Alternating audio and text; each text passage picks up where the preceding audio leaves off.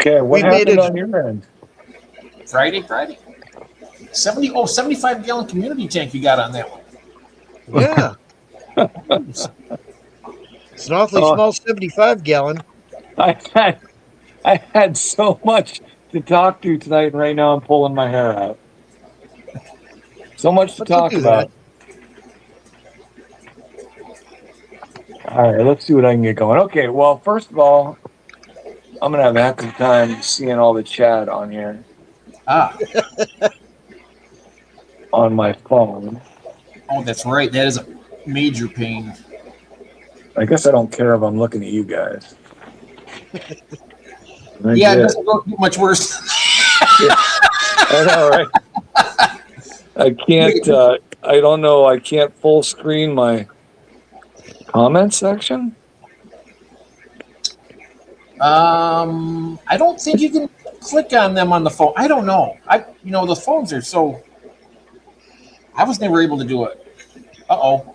Uh-oh, now he's gone away. Uh-oh. That was just us. No, just us now. Uh-oh. Okay. About time. There you go. Hey, Gil.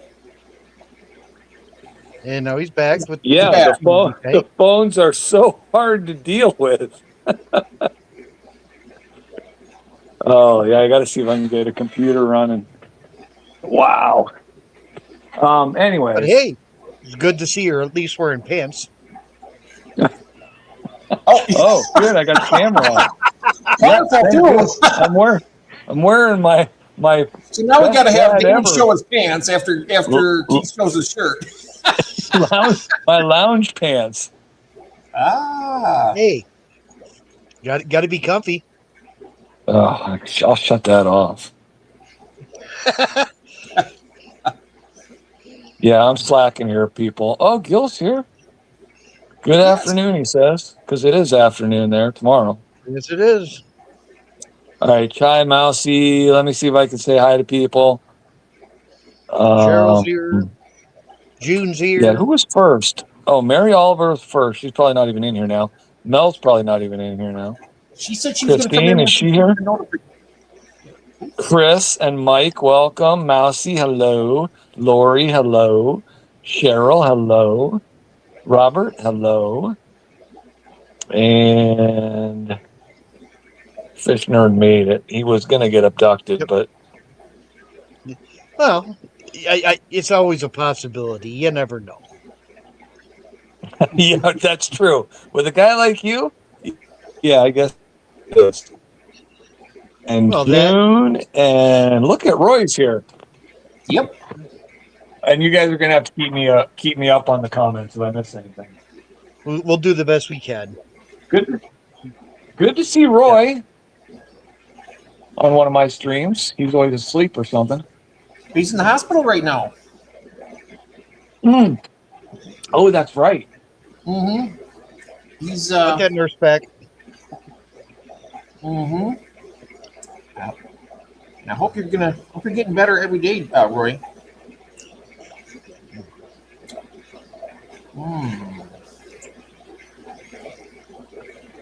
Yeah, he's got that. Oh, and a perforated colon, right? Yes. Ooh. That sounds like fun. Yeah, I've never had it. I can only imagine the good times he's having. It's terrible pain, I would imagine.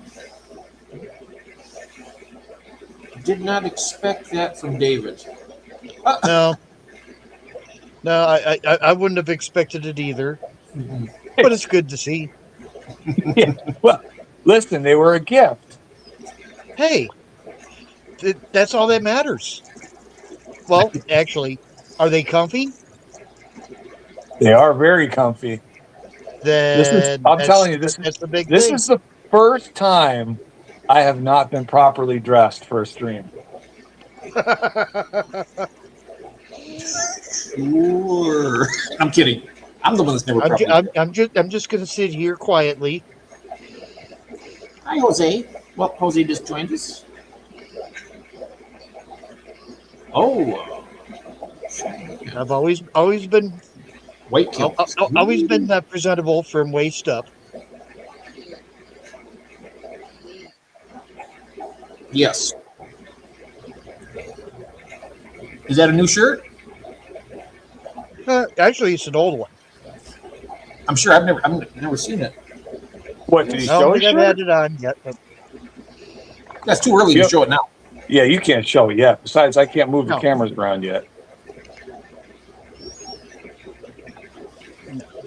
there's plenty of time for that. Oh, I hope so. If I can get everything going here.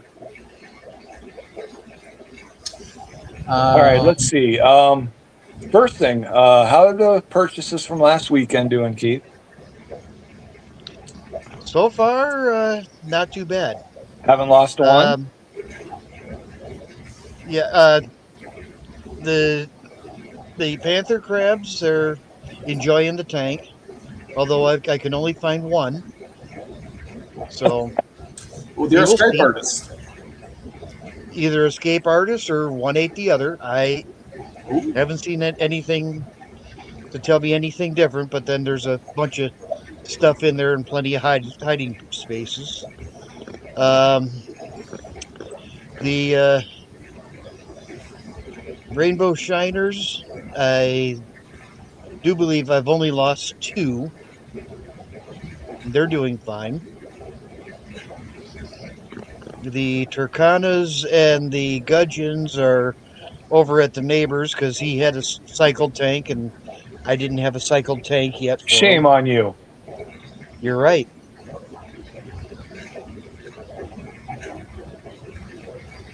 How close is the neighbor? Across the street. Okay. That's not too bad. No. Hey, Beto. Beto's in the house. Jeff still growing out fried? Yes. Yep, and I also have my Vieta Reds. The female is a bright yellow color now, and I only seen her the first time today in 2 days.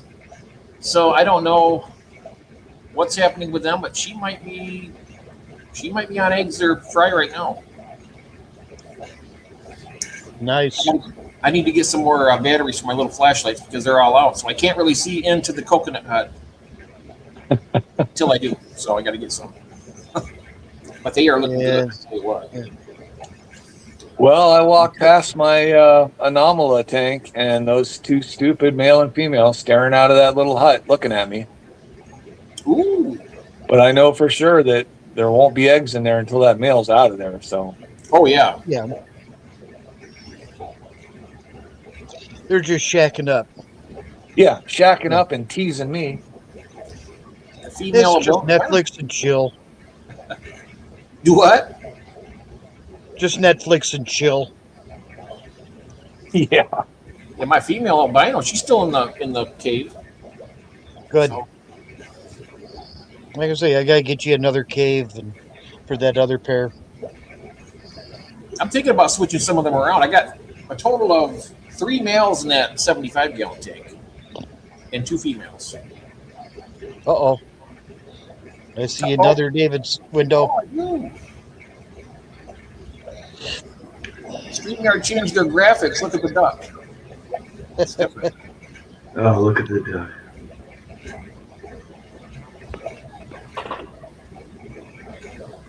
We shall see.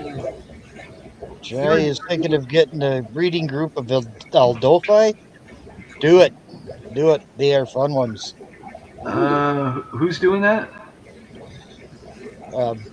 Jai. Oh, Shai's got the Dolphins? Oh. He's considering them.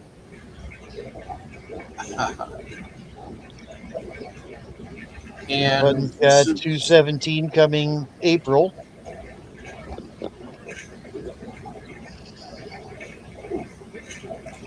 And Tiffany. Hi, Tiffany. Tiffany's here, guys. Hey, Tiffany. There she is. Yep. Mm-hmm.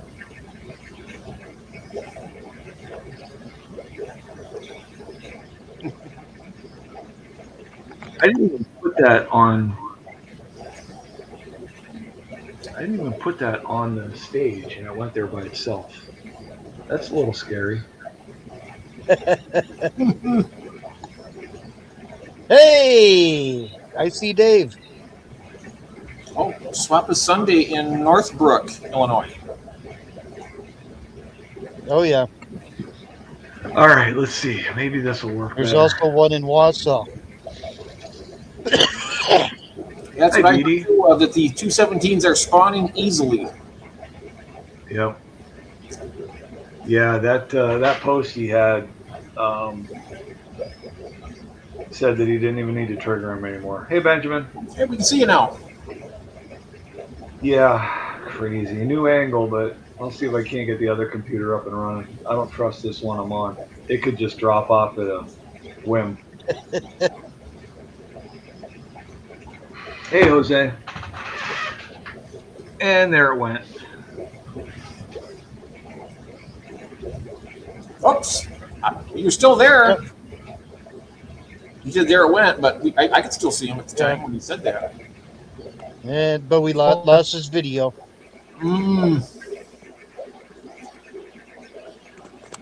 Technology, you just gotta love it, right? That's right. Just like that. Fish frenzy addiction. Hello, This Dee stream Dee's in may the house. There's Dee. This stream may not be a long stream. Oh no.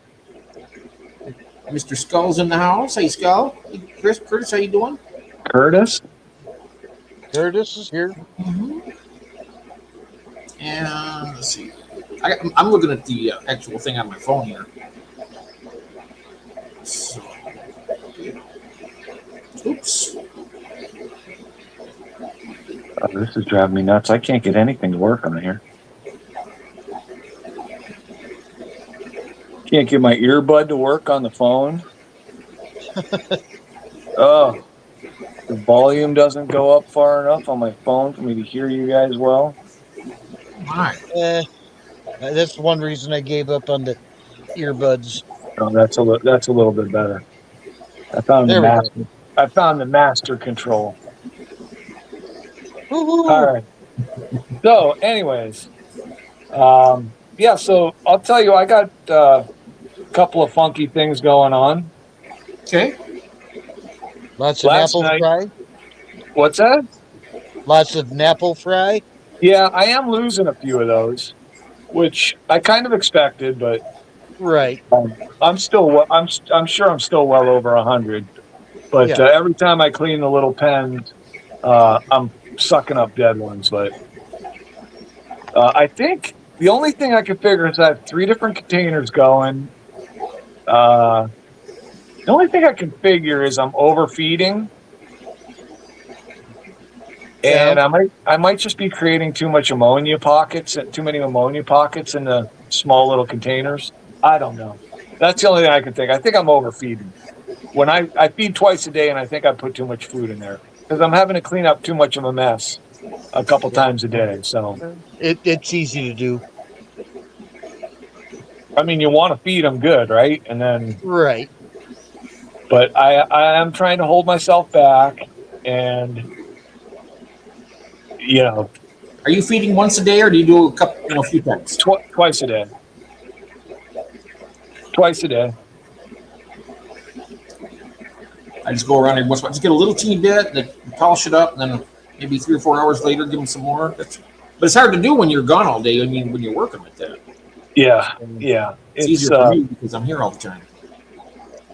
Yeah, and I mean, really, if I mix the fry powder up in a little container, I mean, 2 or 3 eyedropper drops should be fine.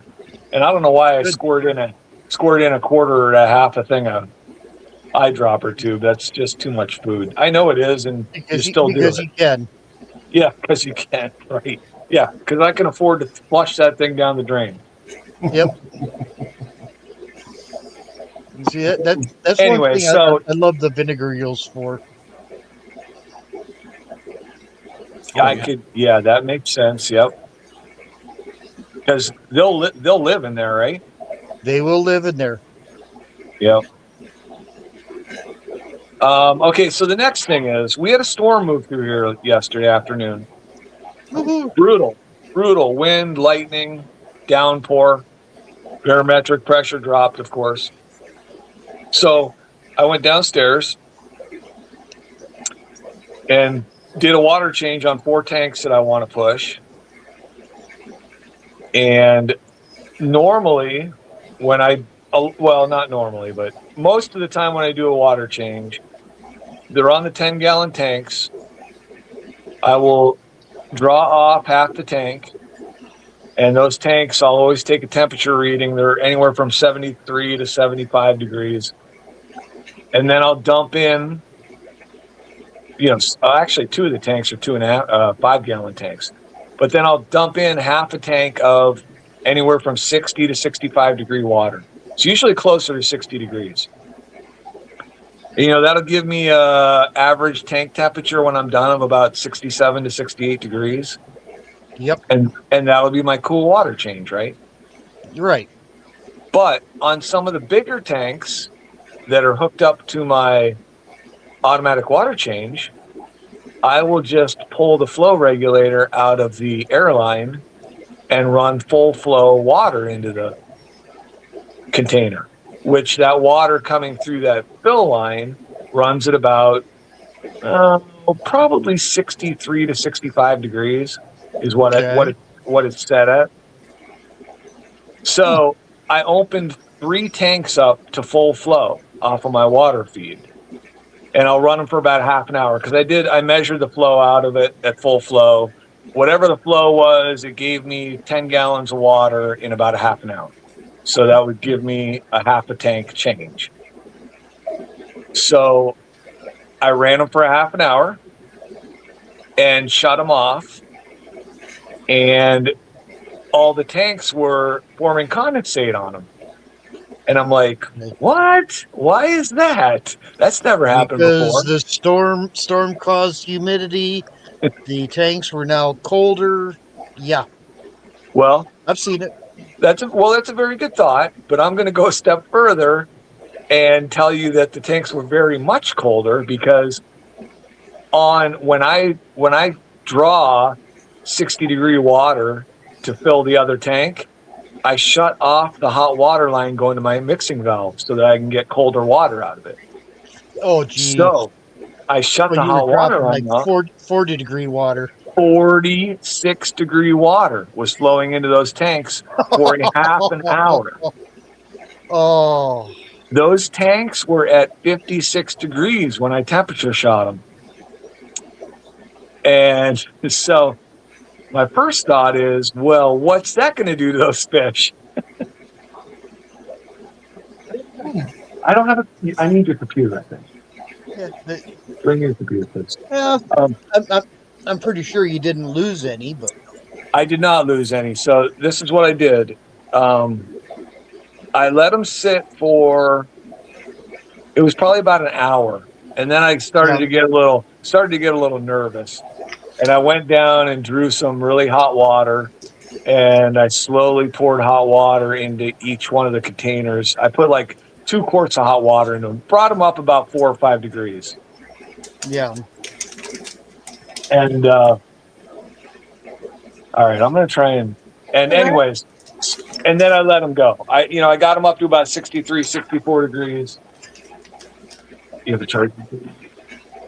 And when I got them up to 63, 64 degrees, I felt comfortable enough that I just went to bed. So I got up this morning, and I figured I was either going to see a few floaters or I was going to have some spawning activity. I had neither. You had neither. I had neither. None of those tanks spawned last night or this afternoon, which I really thought was going to happen. The other thing you should have done was given an extra feeding. I did. Okay. I doubled their food. Yeah, so I was a little disappointed with that, but I'm just happy I didn't lose any fish. I should be grateful for that. Oh yeah.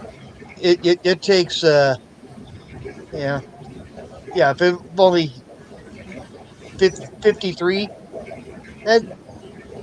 that's not terrible.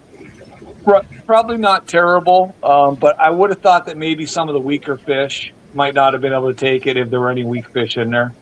Yeah, that is possible, but But you've got good strong fish. apparently I do. All right. Okay, bear with me for a second. I got my wife's computer now, so Oh. Prepare for flowers and puppies and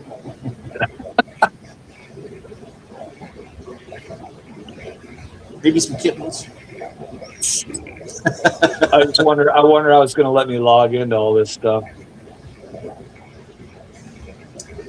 Hey, there is Brian Peplin's in the house. Whoa, a stranger. How you doing? Who's here? Peplin. Brian Peplin. It looks like. Oh, Pep. He survived.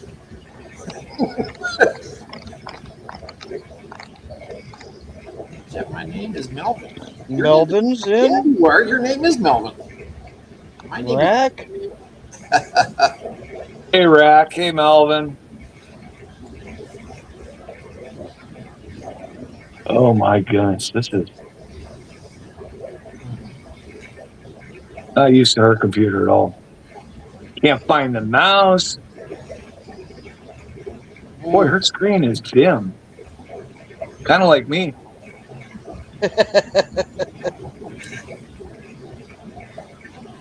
All right, let's see if streaming. Oh, please check your email. Oh, you're killing me.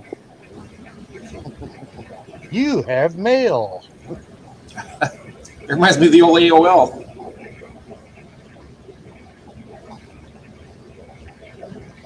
All right, listen, I might disappear. I don't know how my phone's going to let me do this because my phone's the only thing I can check my email on now. All right. All right. Still Brian, got me? I don't know if I'm going to make it up there. Still planning to, but Which one is that? there's a swap meet northern Wisconsin that they would like to see me at. Yeah. It could be fun. How far is it from your place? About 2 hours. 2 hours.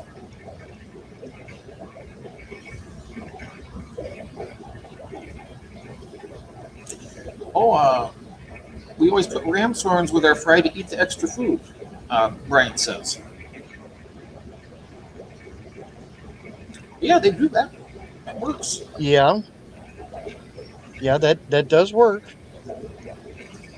I put a mystery snail in with my Cory fry when I put them in that 5-gallon tank up there, and it eats the excess food that all the Corys don't completely eat.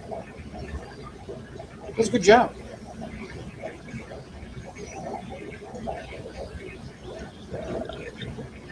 No, I've seen putting ramshorn in. I've seen put a couple of shrimp in. Mm-hmm. And they're good. I mean, they good custodians. They'll pick up that stuff that other fish can't Oh, get yeah. to.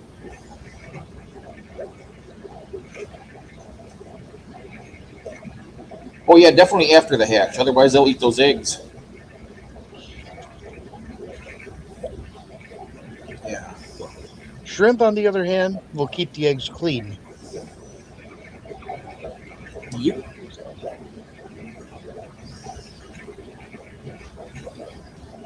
Who was it that said that they eat them?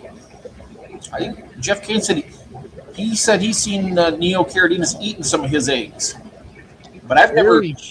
I've never had that problem. No, I haven't either. But then I don't keep too many shrimp either. Yeah, I don't have any right now. I used to have lots of blue eggs, but Yeah, the best I ever did, I got a group of cherries and started up 55-gallon and oh, there he is, right there. It says, "Love watching shrimp eat my fry." Oh, eat the fry too. or eat the fry. Oh wow! I thought he mentioned eggs. I didn't know about the fry. Wow. Of course, then again, I never realized my Corys would eat all those Madaga rice fish that I had. Little fry. Can you hear me? Yep. We can hear you. Oh, okay. Whew, wow. I'm really tired already. We haven't even done anything yet. Nope, and I got 13 more minutes before I have to go. But that's all right. That's all right. Unless I got to see you backstage anyway for a minute, and then Well, I don't even know why this camera's not working, but the light's on like it's working. Huh. Interesting. the camera's not working. Can you see me? No, No.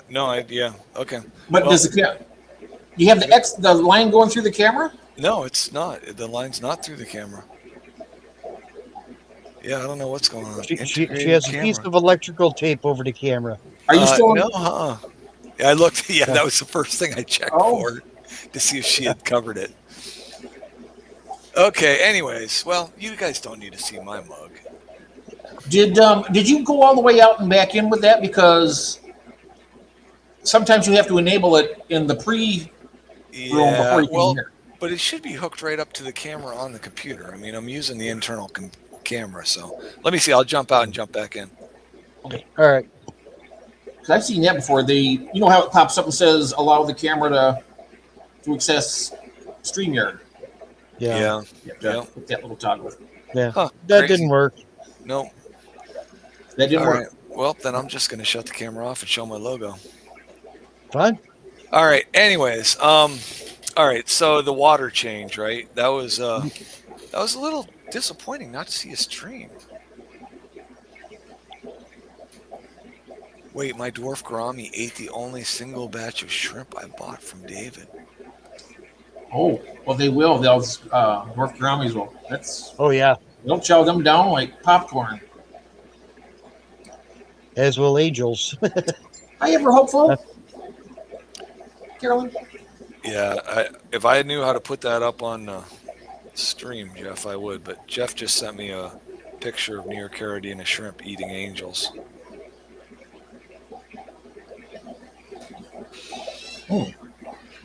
Crazy.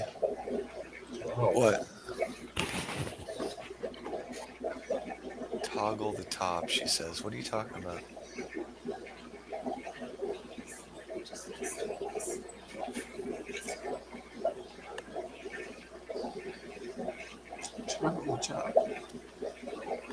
Oh, there's a built-in slide cover over the camera. Oh, I didn't know that. Oh, surprise. Oh, there it is. Yeah. There it is. Wow. Thank you, Carolyn, for saving the day. Thank Good you. night. There All right, you now, are. the only other thing, Carolyn, I'd love to see the screen brighter. I'd love to see the screen brighter. Yeah. You don't need this bright Yeah. screen. I want to see your bright and shiny face.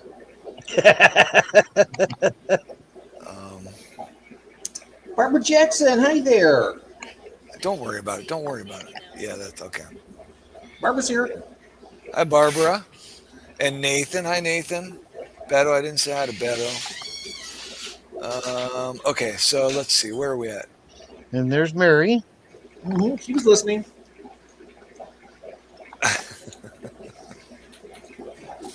All right, so there. Yeah, change it back. Who said that? Who said change it back? Change it back? Who said that? Nathan. Oh, God, change it back, LOL. What a Oh, card. yeah, we got 32 people in here now. And it's been. Somebody boot his butt out of here. Mary just requested the shirt reveal. Yep, Yeah, you gonna do that? I can. I can. All right. This is my adulting T-shirt. There you go. Well, I don't know that you should have been worried about that tonight. Yeah. Hey, Look where you're at, man. Come on. it was the top one on the stack. All right, understood. Understood. Okay, so cold water to my Corys. That was That was an interesting thing last night. Bizarre, really. I didn't know what to expect. I wasn't terribly worried, except they were my orange Venezuelans and my gold lasers. So I certainly didn't want to lose any of those. Oh no! I've got my gold laser colony up to about 14 fish. Wow. So, and That's they're all in one tank. So that would have been What did you start with the golds? 6. Nice. Moving on up. Yep, moving on up, and I got a group of, I think, 8 growing out right now, which I think as soon as they get to sellable size, I'm gonna sell them. So I'm half tempted to pull a group of 4 or 5 out and sell them out of my colony. I can pull some of the smaller ones out, the juveniles. Mm-hmm. Keith, Yes. Aspidorus eggs. Aspidorus eggs. Small, medium, large Cory eggs? Maybe Smaller Cheryl. than Aeneas.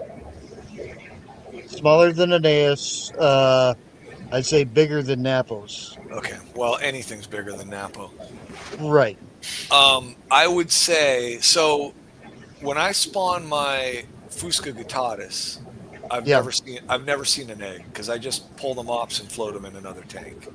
So I've never looked for a Fusco guttatus egg. Let's see. Chris sold all his fork-tailed blues today. Oh no! Yeah, I know. Isn't that crazy when you do that?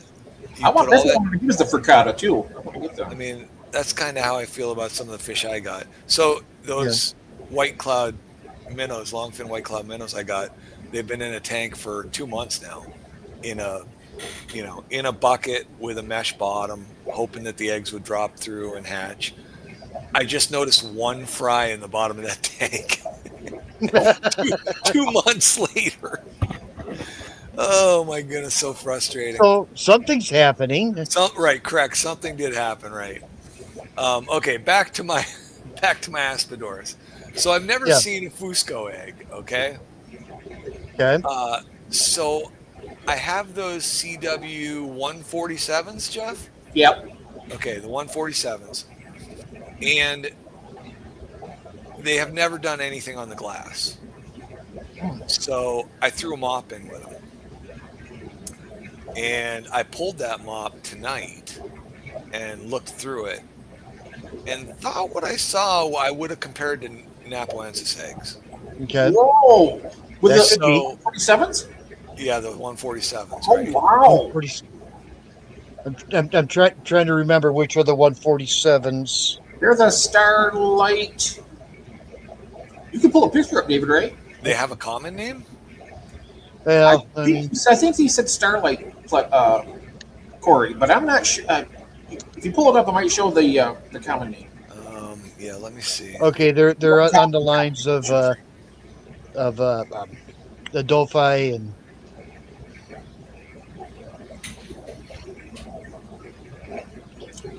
they're I know they're part of the Squares. look alike to the Adolphi. It's a Scleromystex. Yeah. Scleros? Yeah, it's a Sclero. Oh. Oh, the CW. Yes. Did I not Okay. say CW? I'm sorry. You did. You may have. I misunderstood. Yeah. Scleros. Gosh, I even had those, but I never got anything from them. It's called Scott Cat. SCOT. I got it right here. I'll add this to the. Well, there's no pictures of it though, except one right side. My AI is telling me that it has often called the black diamond Cory. The Black Diamond, that's 149. So AI tells me called the black diamond. Planet Catfish doesn't give it a common name. Wait, Right. maybe it will. And here Now, it the black- called it the Spot Cat. There's going to pull it up. There's a few pictures on the right hand side here, but Oh, I for don't know where all crying the. out loud. It looked cool. Yeah. Any of the scleros are neat. And it's easy to tell male and female. All right, I gotta jump out and come back in. I'll be right back. All All right. right. In fact, I also have to jump out because I gotta get up early. That's the reason why. But anyways, thank you, David, for having me, and good to see you, Keith, and everybody. See y'all later. Yep. We'll see you later. And that was just me.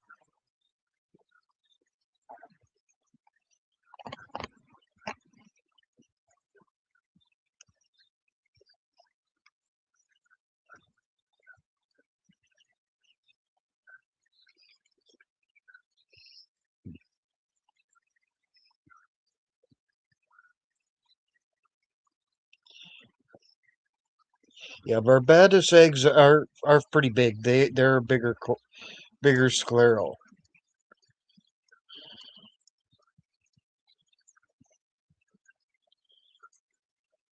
And Barbie, yes, I have done plenty of Aspidorus.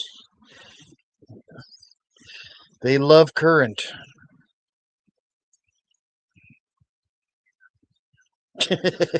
Yeah, you're right. We don't need David.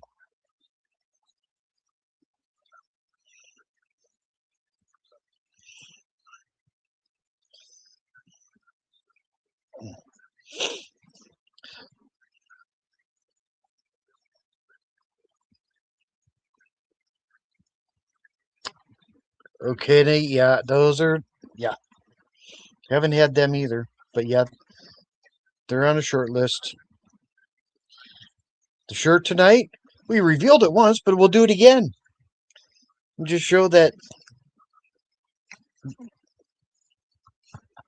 this is my adulting t-shirt. And adulting is one of the silliest things I've ever done.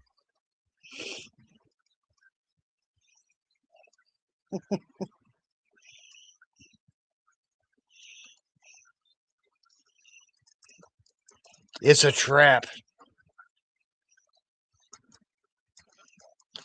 Any temperature changes, any typical Aspidor is pretty much. I had them in a 10-gallon with a Matten filter turned up to 11. I'd get eggs. Yeah, anytime I did a water change, but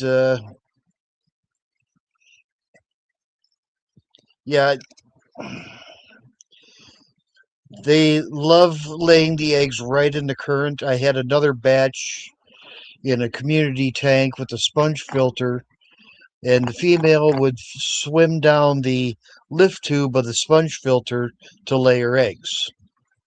In another community tank, I had them actually jump up into the hang on back to lay her eggs. So they love current. Oh, I wondered if he was going to be gone. There you are. Jeff gone for the night then? Jeff is gone for the night. All right. Good night, Jeff. Okay, so yeah, I took those. So I took that mop. I didn't try and pull I did pull one egg just to feel it and see if it felt like a Cory egg. It was just so small. Because I never really. Well, I guess I kind of did touch those Napo eggs, but I would have compared those eggs to the Napo eggs, tiny and small like that. So I didn't know. Did Cheryl ever say anything? She's pulled sclero eggs. Right. She said the Barbados are bigger. Oh, I did tell you Apistos or Aspidorus. I did say Aspidorus. Yeah. Yeah, and these are Scleromistax. Yeah. So Cheryl, have you pulled the sclero eggs before? Because she's got the Barbados. Yeah. Yeah, the Barbados. And Barbados is a big sclero, so they're going to be big eggs. Oh, okay. All right. Well, these aren't small fish. No. These 147s are not small. That's why I was surprised the eggs were so small, but Yeah. I mean, they're definitely bigger than the Napos. Right. I hope there's enough alcohol in this house to make it through the stream tonight. I was This is hoping the same thing. this is frustrating. um, so anyways, I floated that mop. I wasn't going to pull the eggs. I floated the mop in I was actually out of containers and tanks. So they are floating in a specimen container hanging on the side of a tank with a air stone in it. I did not put any methylene blue. I have that tank tanned up. Yeah. So, and I have the water. They are in the water from the tank. So I got to think that those eggs should be fine. I shouldn't have to worry about fungus. And I have been using more and more. I took I don't know, a 1 quart jar, maybe stuffed it with leaves and cones. And I draw that water off of there and put it in with my eggs now when I draw any eggs up from anybody. I've been using tannin water probably more than I've been using methylene blue. So, Okay. and I don't know if I'm getting a hatch rate difference or not. I was really hoping I'd see an increase in like my stir by survival and my Sans Corey survival, but I don't know if I am or not. I mean, well, this next you're going to be brewing the peat tea. Yeah, probably. This is what. So I think the last 3 times I've pulled Sans Corey eggs, I've pulled exactly 17 eggs out of the tank. And that's just weird to me, right? Yeah. 17 eggs. And I don't know whether physically I'm just, subconsciously not seeing anymore at 17 because 17 stuck in my head. I don't know. Or it's only one female laying and that's all she can produce at the time? Yeah, and I've never really looked at the fish to know what my male female. I mean, I've never, they're up on a high rack, so I can't get a good look down at them, and that's why I was really worried about those scleros. I wasn't even sure if I had a male and a female because they're supposed to be pretty dimorphic. Yes, they are. Females are a lot lighter. Yeah, and when I got those 2, they looked different. Yeah, but now they've both darkened up. And I'm afraid I might, but if I have eggs, then obviously I've got a female. So obviously there's a female. Unless I have a really weird male, I don't know. It's one of those males. Yeah, right. One of those. Alternative lifestyle. Let's see. Tannin water is awesome. Yes, it is. Plus, it's easier to get a hold of than methylene blue. Yes, it is. Can you still find bottles of it online? I thought they were going to phase that out. Blue, I haven't looked for ever. Yeah, I mean, I've got a container that I've had for 3 years, and I don't even know if I'm a quarter of a way through it yet. Only 3? I think mine's about 6. You use a drop in a, whatever in a deli container. I mean, a drop is all you need. And I actually think that I've tried to minimize the amount of methylene blue I've been using too. Just, I don't think I take a tiny screwdriver, dip it in the meth blue, and then dip it in whatever I have the eggs in. So I've been dipping the screwdriver shallower and shallower. And so my water is getting lighter and lighter. So I'm using less and less. And I don't think that makes a difference either as far as, I mean, I think just having a little bit of fungus resistance in the water is all you need. It doesn't matter how much. Right. And whether you use meth blue, peroxide, like I said, I've never tried peroxide. Even those jungle anti-fungus tabs that I got from Walmart. Oh, yeah, that's right. I heard you talking about those. Yeah. Yeah. I think I've seen those. I think I've had those before. Yeah. ICX, I haven't heard that they're getting rid of that. Oh, Barbara, send that to me. I'll take it, put it in my inventory.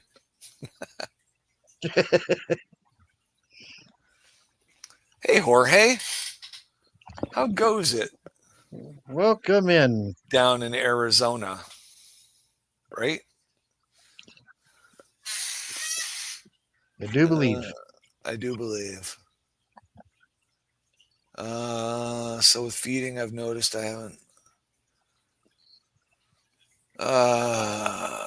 Black soldier fly. Huh. Let's see. Curtis doesn't have any chemicals, huh? Yeah, I've used ICX and what's the stuff made out of the tea? Oh, Melifix or Melifix, yeah. I've used that in some when I've noticed some fungus on some fish. I'll use that. I don't think I've ever had ick. I've had ick. It happens. Yeah, I'm sure it does. I mean, I don't think I've had a couple of fungus issues. Hey, buddy, Nancy. And hello, Ben. Oh yeah, I saw that video, Ben. Those are the accidental rosy barbs, aren't they? He had ordered CPDs from me, and I mixed up an order, and he got rosy barbs, and then I had to send him the CPDs as well. So he made out, and Cinnamon made out because she had originally ordered rosy barbs, and she got CPDs instead, which she was happy with. Let's see. I just stepped away and Jeff left. I didn't get to tell him about Dan's fish update. Oh, tell us, June. Jeff doesn't need to know. We'll tell him later. Yeah. Yeah. We don't care about Jeff. I didn't see her if she was in here earlier. We don't care about Jeff. No. We care a little bit. Right? Right. Yeah, okay. All right. We care a little bit. He can catch up later. Correct. He'll be on the replay. He'll be watching the replay, right. June. Phyllis. He'll watch the replay. Let's see. Oh, yeah. All right. Mary's trying to get fish wherever she can get them from. She's trying to get Chris to drop her off some 217s. Let's see. Oh, and Barbara got rosy barbs from me too. That's right. Have you tried to spawn those, Barbara? They are the easiest thing to spawn. They got to be the easiest barb. If I can do them without even blinking, then everybody's got to be able to do them. Jeff advised me to contact Dan's Fish, so I did. Yeah, I remember him telling you should reach out to him. I mean, yeah, it's not like you haven't dealt with fish. I mean, that was sad to hear that you lost all those. I'm on my phone. This will not be easy. Well, we don't care if it's easy or not, June. You need to tell us. Right. Whatever it takes, you have to tell us. Red wag platies. My red wag platies are in a carnivorous stage. They have 10 fry, and then I get 1 or 2 out of them. Nancy, even you've gotten eggs off of my fish, haven't you? Of course, you can get eggs and they can still be sterile. Yeah, I actually, so with my failure with collecting eggs from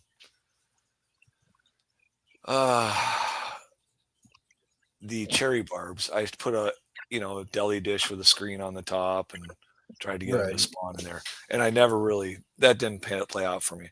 So I don't know. Curtis had his last video that he had out. He just laid mops in a container in the bottom of a tank and then scooped the adults out. How long do you leave those fish in there for, Curtis? 2 to 3 days, probably?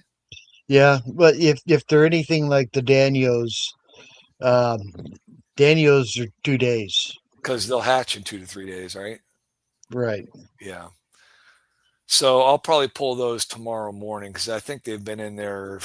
They might have been in there 3 days tonight. I can't remember, but I didn't have time tonight. I got family in town, and I haven't gotten things done in the fish room I wanted to. Did you tell him I says hi? Yeah, it didn't seem to faze him, Keith. I mean, apologies, but it didn't. I don't even think anyone really looked up from the table when I said it. Yeah, that's an old Midwest thing. Yeah, tell your folks I says hi. Yeah, you didn't even tell your Wait. folks. 2 hours. He puts them in there for 2 hours. That would Wow. work too. Well, I he's mean, got if they're that randy, yeah. yeah, I guess. I guess. And yes, I did send Nancy fertile fish. That's why she got banned from my room. I didn't want her telling people that I sold fertile fish. Okay. So that's good. I mean, obviously your tank parameters aren't going to be out of whack. Otherwise, all your other fish would be dead. Large list of parameters. Most I don't track. Oh. I guess, but worth it, right? I mean, Yeah. those weren't cheap fish. Now I can't even remember what they were. Do you remember, Keith? No. Oh, the Dempsey's, the electric Dempsey's. Jack Okay. Dempsey's. Yeah, what were those? $30 fish, June? Yeah, Yeah, that'd be, I mean, yeah. yeah, those they're pricey. Now I'm gonna fall behind in chat. Let me see. Yeah, I mean that seems fair. So Curtis said adults were in there 2 hours. Yeah, those stir by. Yeah, if you don't catch the eggs, man, those suckers will hoover them up as fast as they can lay them.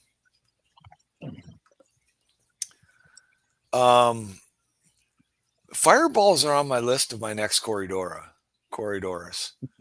If you They can are. find them. Yeah, I will check with my LFS because I have quite a credit build up there, and Yeah. I will see if they are available to him. Yeah, that's what I always enjoyed about getting in good with the LFS. That I could go into them and say, yeah. So what's on your supplier list? Yeah, And exactly. they would order fish, just for Yep, me off the supplier list. yep, that's exactly what he told me. He said, "Listen," he said, "you just tell me what you're looking for, and I'll see if I can get it." Yep. So, yeah, and that's June. That's why I haven't shipped your fish out yet. I haven't shipped hers out, and Curtis, I didn't ship yours out this week because I was at 30 degrees and you were at 80 degrees when I pulled up your zip code, and I'm like, yeah, I don't want to do that. And I hadn't. And last week when I shipped to a hot area, I pulled the heat pack out 2 days earlier and let it work for 2 days before I packed it. And I forgot to pull those heat packs out this week. So there was no way I was going to ship fish out of 30-degree weather with a heat pack to 80-degree weather. Yeah. Because those heat packs would still be cooking when they got there. And that's already burned me once. So I'm not going to do it again. And what I need to do, and they're in my 30 fish, and they're in my Amazon cart, is get some 30-hour heat packs. So that when I do ship, when there is a temperature swing, I can use the shorter heat pack, get them out of my cold zone into a warmer zone, and the heat pack hopefully dies off. Oh, they're half an inch? I don't know, man. I don't know if that's pretty small to be shipping fish. Half inch what? The jacks? Jacks, yeah. Yeah, that's small for them.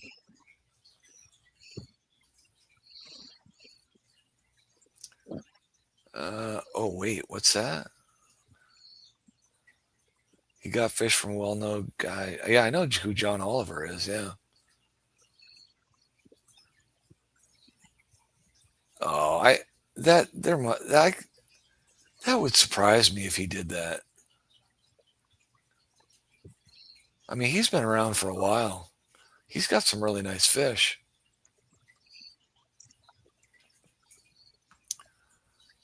Lost a box of Oscars, arrived the same day they were wrecked in the box. So where'd those come from, June, if you want to say?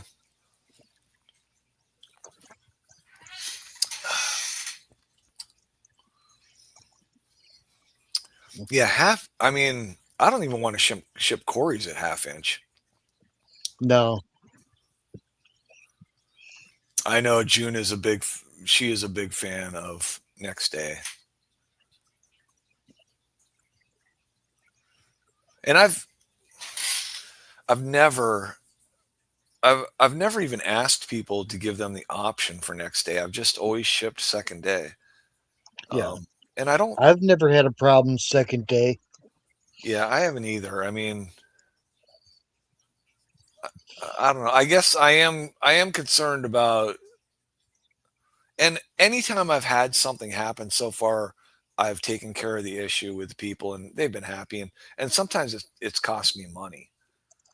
Yeah. Or like just minimize my profit to where it wasn't even worth boxing the fish. But still, I'd rather do that than have somebody upset. And I'm not gonna, you don't know what happens to that box. If that box gets shaken or tossed around enough. The worst one I had, I sent some young angels, and by the time they got where they were going, apparently,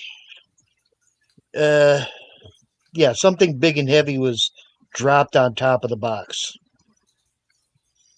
The box was much flatter, wetter. I was going to say, was there water in or outside the box? There was no water left in the box. They were angel pancakes. Daniken, no guy with Hunter is a fireball. Corey's available. Are you saying Daniken has them, or Daniken knows the guy, or does Daniken know that you have them, Peplin?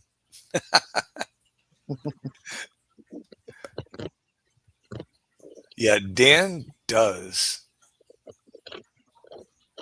Oh, who packed? Did she say who that was? No. Yeah, I'm not in a hurry. Worst thing is dead fish. Yeah, I appreciate that. I'm glad. I've had a couple of people on eBay. Some people are so impatient on eBay, and other people are like, "Yes, thank you for waiting. I'd rather get live fish." Yeah. I mean, when we had that single-digit weather, there was no way I was sending fish out. And I mean, that stretched over the course of almost 3 weeks. And, some people were waiting 3 weeks for their fish on eBay. And most of the people were like, yeah, that's fine. I can wait. I mean, I realize the weather's crappy around here. So.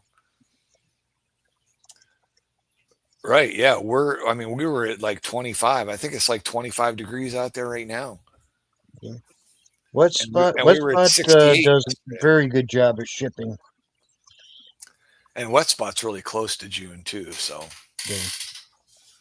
I've never had a problem with Wet Spot other than affording it. I'll tell you what. I haven't had a problem with anybody. I've bought from Aquahuna. Yeah. Wet Spot. I have not bought from Dan's Fish. There was a Billy Shrimp or something. I don't even know if he's still in existence. I had bought from him. I think there was one more I bought from. I bought from 4 online fish companies. And then, of course, I've never had issues with anybody that we've had in the auctions that I bought from. Yeah. The only person that sent me dead fish was Jeff.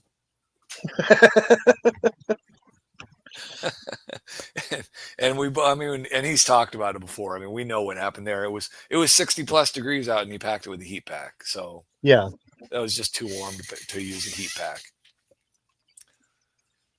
So, I mean, if temperatures are going to stay above, if they aren't going to drop below 55 at night, I don't even consider a heat pack. No. As long as it can get near 70 during a day and not drop below 55 at night. The only thing that worries me is the rainbows seem to be really sensitive. My Bozemonte rainbows, that seems to be the toughest fish to ship for me. Yeah, rainbows are hard to ship. So and actually, it seems like the smaller the rainbow, the better. And when I say small, I'm saying getting down to almost 3/4 of an inch Right. because Three I've quarter. shipped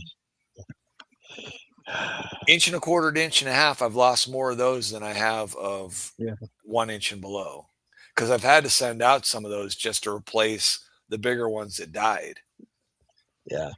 So I'd have to sit down and talk to Marcel again. Marcel Massaro. Yeah. God, what I can't remember his last name. All I remember is it's Marcel. Awesome with well known for his rainbows. Roseline on any Aquabit or anywhere. But he knows his rainbows. Hi, Sage. And he's Oh, I didn't just say down the hi. road. From you? Yeah. Oh, nice. Hi, Ryan. Didn't say hi to Ryan. Yeah, I got a bunch of people close. Rob and Marcel and Oh, I can't wait to meet Rob. yeah, Roseline 17, that's right.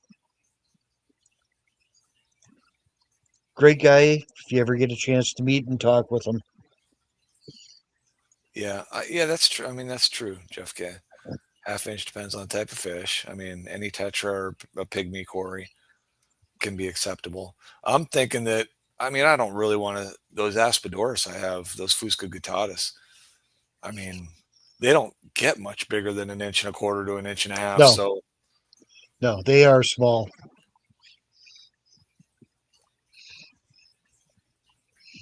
They are small. But they are a fun fish.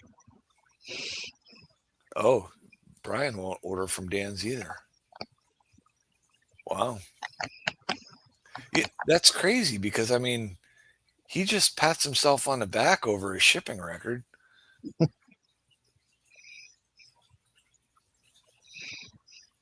Oh, had little water. Huh. Yeah, I mean, I can understand people, and I've tried to minimize my water as well, but still, I don't think I get. I mean, I've seen fish shipped in bags with very, very little water. And I also, and I mean, I don't think it's. I think it's more about your airspace than it is how much water you have in the container when you ship. Right. But you still need to have some liquid in there for them. Yeah, for me, it was always 50-50. Try for about 50-50. Yeah, I've been aiming 1/3, 2/3, 1/3 water. And then, I've at times I'll be more focused on the amount of water I put in. Sometimes I'll just dump a deli cup and a half, and then I'm like, you know what? I'm gonna try and shrink this box down a little bit. I'm gonna put in one deli cup of water that won't need as much air, and Yeah.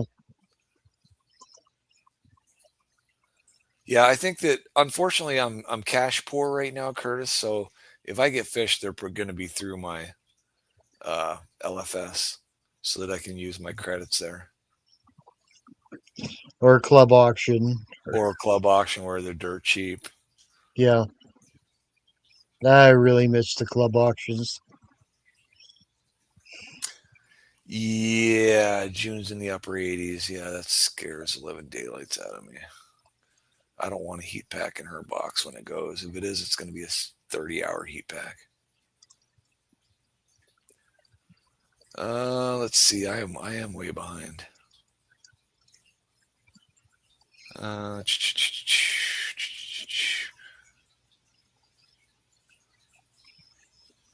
Oh, Wet Spot sends what they want to send. Are you telling me they mess up their orders? I've only ordered. I've only gotten one order from Wet Spot, so I've done 2, and they were group orders with the club. Yeah, we've gotten a lot of. But yeah, I do remember that couple of things that other people had ordered. Yeah, it was close, but not quite. Oh yeah, I've bought them from Aquatic Arts too.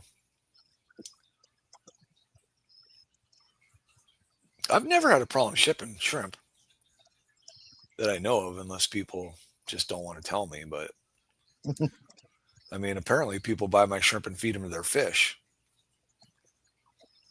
Who did that, Tiffany? Who said that earlier in the conversation? Or No, What? who was it? Tiffany that said that? Her fish ate I the missed it. shrimp that, yeah, she said her fish ate the shrimp that she got from me. I've had fish from Peplin's. Guess I should have Yeah, I said have to. Peplin's as well. Although I had to go pick them up. How far is that drive for you? That's right around hour and a half, hour That's 3/4. not terrible. It's not that bad.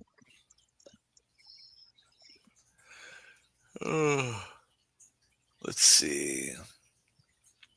See if I can get caught up here. Yeah, Hey, come on, Jeff. I can't load anything on this computer. I had some pictures. I was all excited to show a picture. Yeah. So, I don't know why. Well, I know why. I get all kinds of food stuff pops up on my Facebook, right? Because AI listens to you all the time and then gives you all the Right. feeds that you want to see. Well, there's a restaurant about 20, 25 minutes from here, and Mhm. they have a 4-pound burger challenge. Oof. And there's a picture of the burger, and I wanted to show it. The record, I think, is like 18 minutes and 50 some seconds. So in order to get the t-shirt, you got to beat the record. But if you can finish it, you don't have to pay for it. But I think you only get 30 minutes to finish it. Oh, But I know better. you know better than to try. I know better than to try. Well, 4-pound burger? No.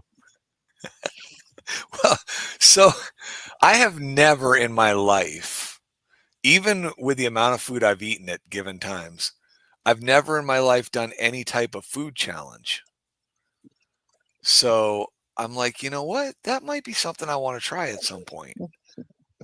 It And I'm depends not on getting the any challenge. younger. It depends on the challenge. Yeah, I'm not going for like any hot wing challenge or anything like No, that. no. The one that comes to mind, it was a balut challenge. Eat 2 and keep them down for 12 hours. What was it? Balutes. What the heck are those? It's a fermented, soft-boiled duck embryo. Oh, oh, oh, I will say I was young and stupid. oh. I did win the challenge. And the next day, I really paid for it. So you say that. My buddy has Mexicans that trim his grapes, Mhm. and he stops in there one day with some kind of homemade rot gut alcohol. Yeah. Now, apparently, the way this is made, you take a piece of raw meat, you put it in the alcohol, and you bury it out in the yard for like 6 months. Yeah. So I don't know what this stuff is called or whatever, but I'm telling you, I took one swig of that and I burped that stuff up for the next 12 hours, and it was absolutely disgusting. And I could not get rid of that flavor. Oh, it was so bad. Mel's in the room. Her fish have not given me fry yet, but her duckweed keeps expanding. And I am not.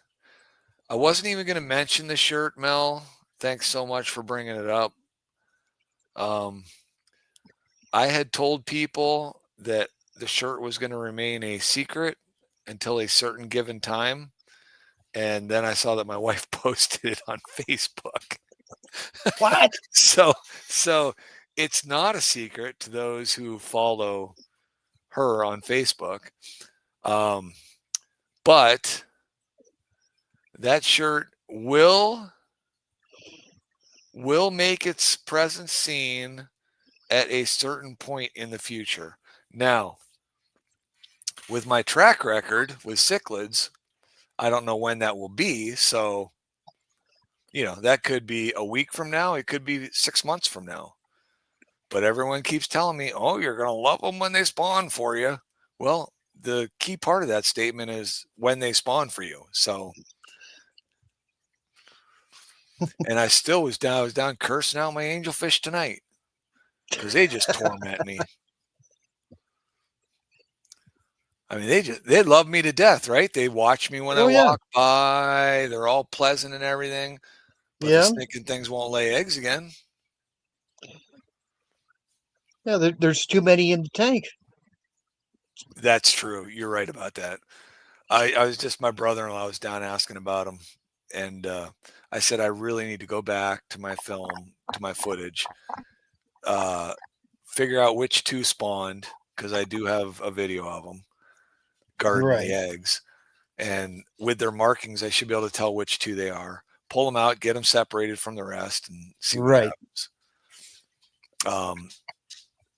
I don't think, I do not have an empty 20 right now. But I could probably make one. Yeah, I can make one. I can get my colony of Leucomelas cories out and into a 10-gallon instead of in the 20-gallon.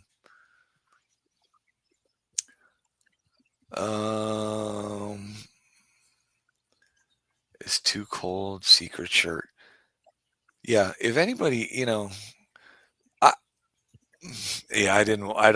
wasn't going to talk about the shirt, but I don't know where this shirt came from. So somebody's laughing at me, I think.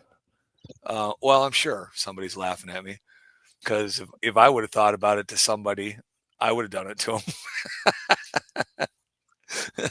Anyways, yeah, I don't know where it came from. Super secret. Yeah, right. Super secret. Wine is made from fermented meat, and it is called. That wasn't it. Yeah, it wasn't wine. I'm telling you, this was hardcore liquor. This had some proof to it. So sounds like the last class reunion I went to. Farmer had who was hosting, had his moonshine that he had made in the shed next to the shed we were having the festivities in. Oh, that was wicked. Yeah, I mean, I've had some alcohol that has like made me jerk, This just made me like cringe and Whew. Well, I got the glass up to my nose and my nose hairs straightened, and I knew I was in trouble, and I knew I had to keep going to save face. And I'm so glad exactly. I had a designated driver home. I know, that's when I had that rotten meat fermented alcohol. I'm like, I'm not going to throw up here. I'm not going to throw up. I'm a better person than that. Well, hopefully that's one of those flavors. I know of 3 flavors that taste the same the second time as they do the first time, which is root beer, cream soda, and mint. Oh, and dill pickles. So 4. That what? What are those? They taste the same coming up as they do going down, which is why I cannot drink root beer and cream soda. Oh I can't stand mint or dill pickles. If I didn't, I love dill pickles. I love mint. I can live without. But man, cream soda I can live without. If I can't live without root beer or pickles, just no way. Chris, Well- those golden eyes have spawned once, but the eggs did not make it. So, Yeah. and No, when you're 8 years old and mom and dad go to A&W and get that gallon of root beer, and you sneak into the fridge and polish that whole gallon off in about an hour and a half at 8 years old, yeah, it comes up. it's gonna come up. Yes. Oh, it came up. I got my hide 72 pan for ounce that. steak.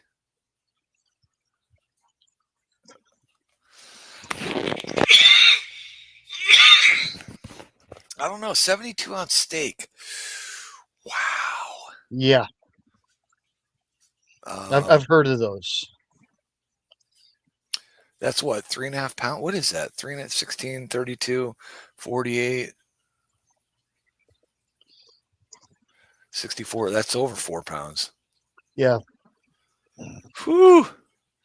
like 4.5, I'd want Yep. to say. Yeah, 64. And then, yeah, that would be 4.5 pounds. It's crazy. Where do they come up with 4.5 pounds? I mean, just make it even 5. Yeah. I'm hoping there's a bone in there that weighs about a pound. Oh, Curtis was there. Wait.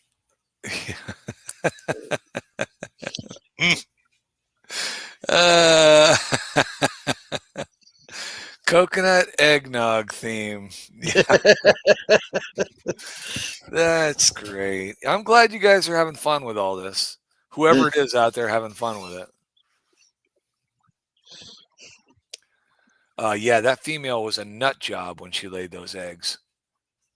I could have probably thrown my 100-pound dog in that tank and she would have killed it.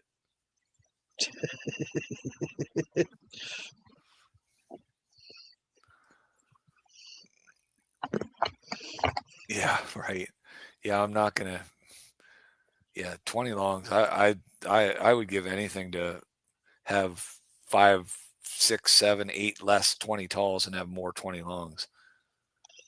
But that was early in my fish career when I bought those. So, Well, actually, the 20 highs are much more popular and they're all over the place.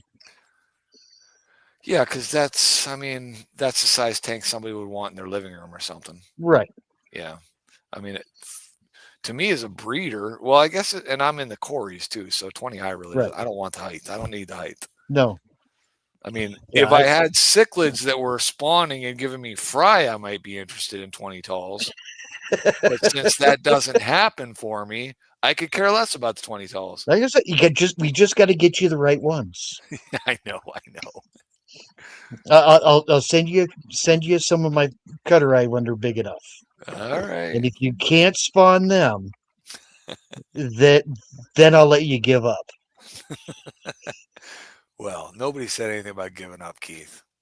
Yeah. I'm not a quitter. No. But that's why yeah, that's why I want to do the food challenge.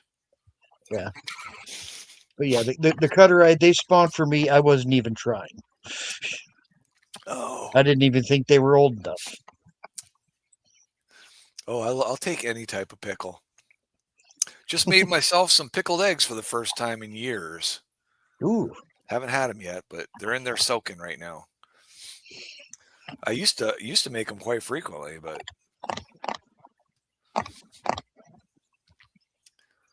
let's see. What? I mean, I'm thinking if I did that burger challenge, that would be a live stream. Yeah, 4 pound. Oh. I don't even know if the boy could handle that one. Yeah, he's just a little tyke at 6'2" and 300 pounds. Jeez. Barbara, their Mounds and Almond Joys just don't come into this house. That's all there is to it. No? No. Root beer floats. Oh, that is awesome. I used to love root beer floats, Oh, and What's- then I haven't had one since I was 9 years old. since you made your own root beer float. Oh, Favorite root beer brand? I'm kind of torn between Dad's and Barks. yeah. A&W's not bad, but I think Dad's Barks has bite. Barks got a little bit of. I like Barks. Have you ever had Spreckers? No, Oh, that may be a local one too. I don't know. well, I do like when I go out. Been to a few breweries and stuff, and some of those breweries will have sodas on tap that they brew there, and Yeah. root beer is a common one. Those are good. Mounds, bars, root beer floats. Oh, Mel, shame on you. She's an eggnog, Mounds, and almond joy freak. Yeah, I guess if there was an ice cream product, I mean, there's a lot of flavors of ice cream I really like, but man, I'll tell you what, root beer float. And I think, was it Schwann's? Schwann's had a root beer float ice cream bar. I could eat the whole box in one sitting. Yeah, So I good. think I did. But then Schwann's had to close down and Oh, they're still stop. going. They don't deliver anymore. I think they took all their trucks Oh. off the road. Oh, wait. Oh. No, my daughter works for Schwann's. Okay. I think they sold the trucking part to another company, but Schwann's doesn't provide them with food anymore because their food's too expensive or something like that. I don't know what the deal was. It was something like that. Yeah, I was a sucker for their bagel dogs. The wife loved the butter pecan. I love their Death by Chocolate Oh yeah. ice cream. I love their ice cream sandwiches, and I love their chicken cordon bleus. I used Oh to buy a gosh. box of those all the time. Yeah. That was back when I had money.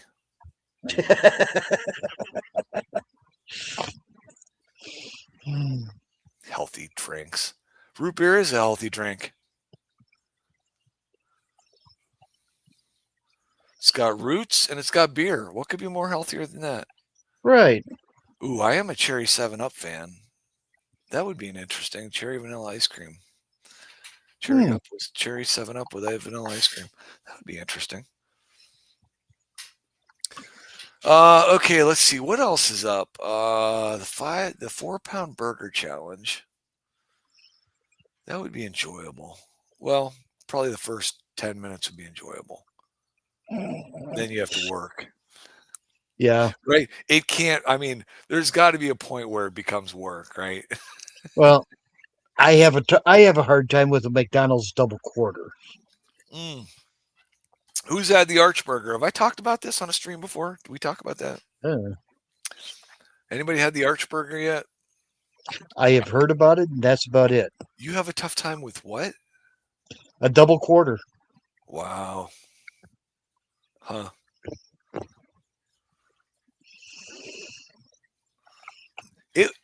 No, it is not, Barbara. Look, the title of the stream is Fish, Food, and Fun. Yeah. We mix the fish in with the food. We have fun with both. I mean, don't get me wrong. I mean, I'll do the food thing. But now, talking to McDonald's, I have not been happy with them since they put those stupid ordering kiosks, because it makes it impossible. It makes it impossible to order the McChicken Mac. Oh, you've mentioned that before. Yeah. Is that? And if you can ever order one and try it, it's out. People say, no, that doesn't sound right. No, try it. I have to say, you got to try it.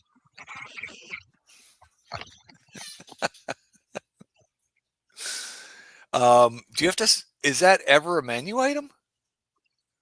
What, the McChicken Mac? Yeah. No, Okay. no. It's a special order. You got to get somebody behind the counter, usually a manager, and they'll look at you weird. McChicken Mac? Yeah, I want a Big Mac. Don't put the beef patties on. Put McChicken patties on instead. Yeah. I mean, I wouldn't have a problem with that. No, I'd be fine. it's really good. Mel, yeah, I don't think you need to worry about that, Mel. But yeah, try to order one through that damn kiosk.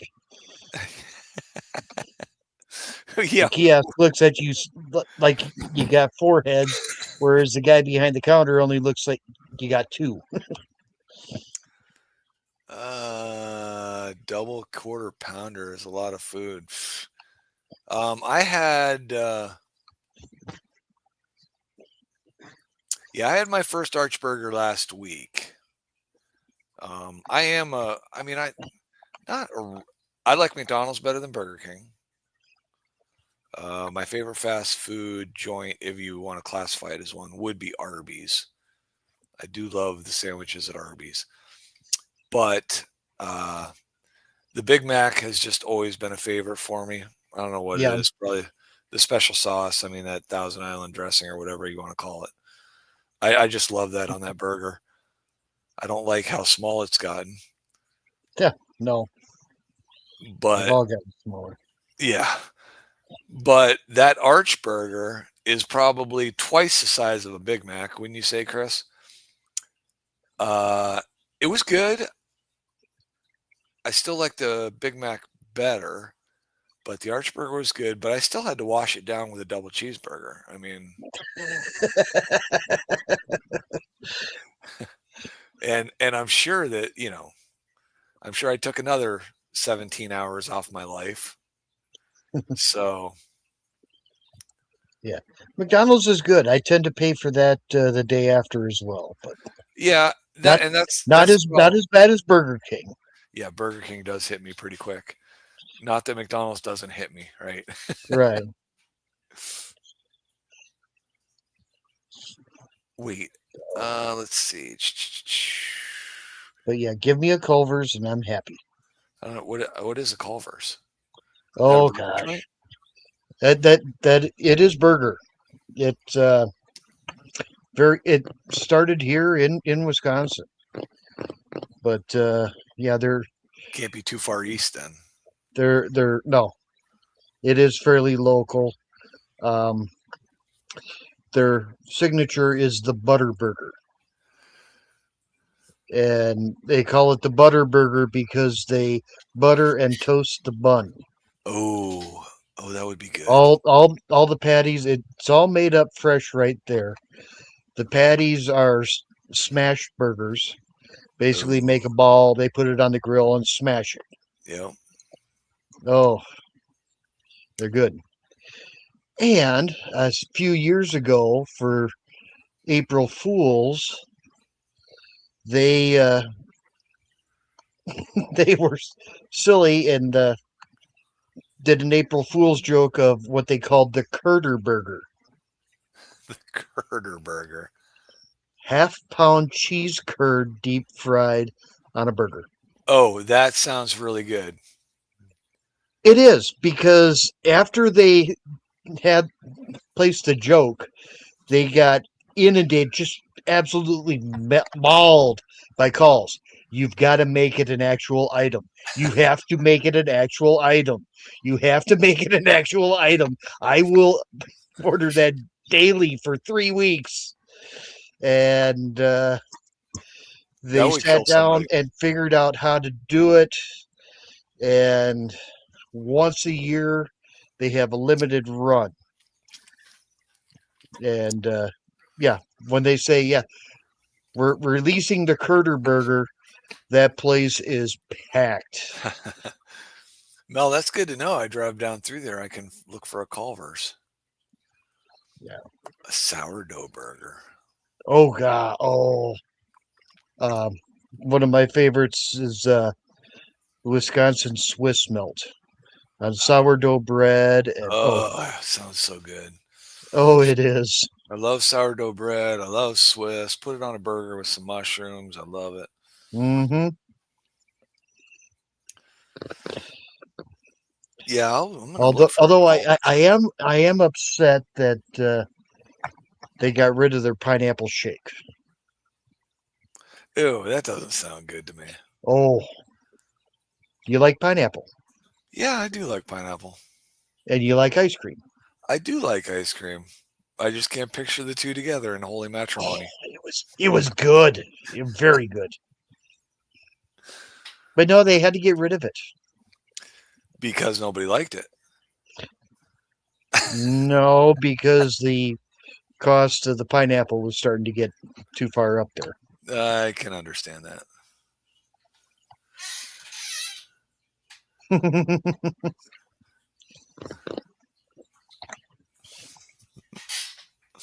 Yeah, pineapple's the only food that eats you back. Well, there's a few others, but Pineapple and pineapple cottage first. cheese. Yep, I grew up with that. I haven't had that in I don't know. I haven't had that since I was a kid. I've got a couple of cups of it in the fridge right now. Of cottage cheese and pineapple. Cottage cheese and pineapple. I buy it that way. I haven't done Nice that. little individual serve Oh, cups. nice.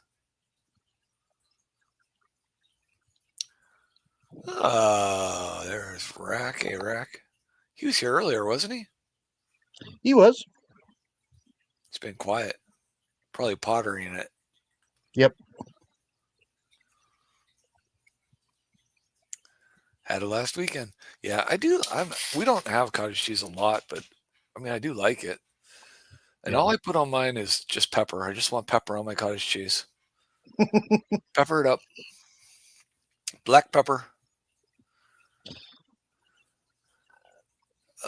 Let's see. Yeah, I probably would get along with Vibes. Actually, I have talked with him a bit. Have you met him I face got to to get face? down there. Have you met him face to face? I have not. I've got to get down there. Uploading Etsy items. Yeah, I'll tell you what. That's most frustrating things about the internet is getting stuff on the internet. Oh yeah. I almost cringe when I sell something on the internet because that means I got to relist something. So much work. Oh wow. Let's see. The burger. Stupid cold water change. There was something else I wanted to bring up. Somebody said, "Why don't you write this stuff down?" No, I don't need to write this stuff down. Nah. Actually, let me see if I can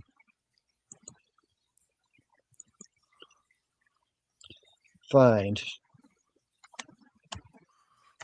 Mel.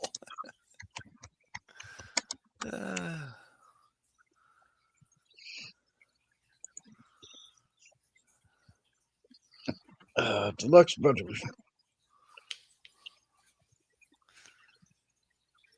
We had dinner tonight was probably one of my top 5 meals. It's got to be in there. I mean, I don't know what my top 5 meals would be, but this would have to be one of them. Pizza and wings. I mean, how can you go wrong with pizza and wings? You just can't. Yeah, it's hard to. And then for dessert, we had a nut cake, which is a family recipe, which I don't think I've ever had before. Not my family, my wife's family. Very good cake. And then we had cake and ice cream. So we had cake and ice cream for dessert. So how can you go wrong with wings and pizza and cake and ice cream? Just cannot.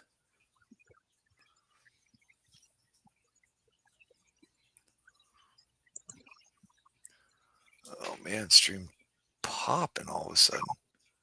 Okay. Pizza was yesterday. Oh, never done that before, Rack. Always baked my onions on the pizza. All right. I'm going to share this just so you can see. Hey, Jeremy. The quality of the pizza and wings. Oh, yeah, no doubt about that. Yeah, because I've had some pretty bad pizza and some pretty bad wings. There, can you see that? Oh, I'm going to have to increase the size of this screen.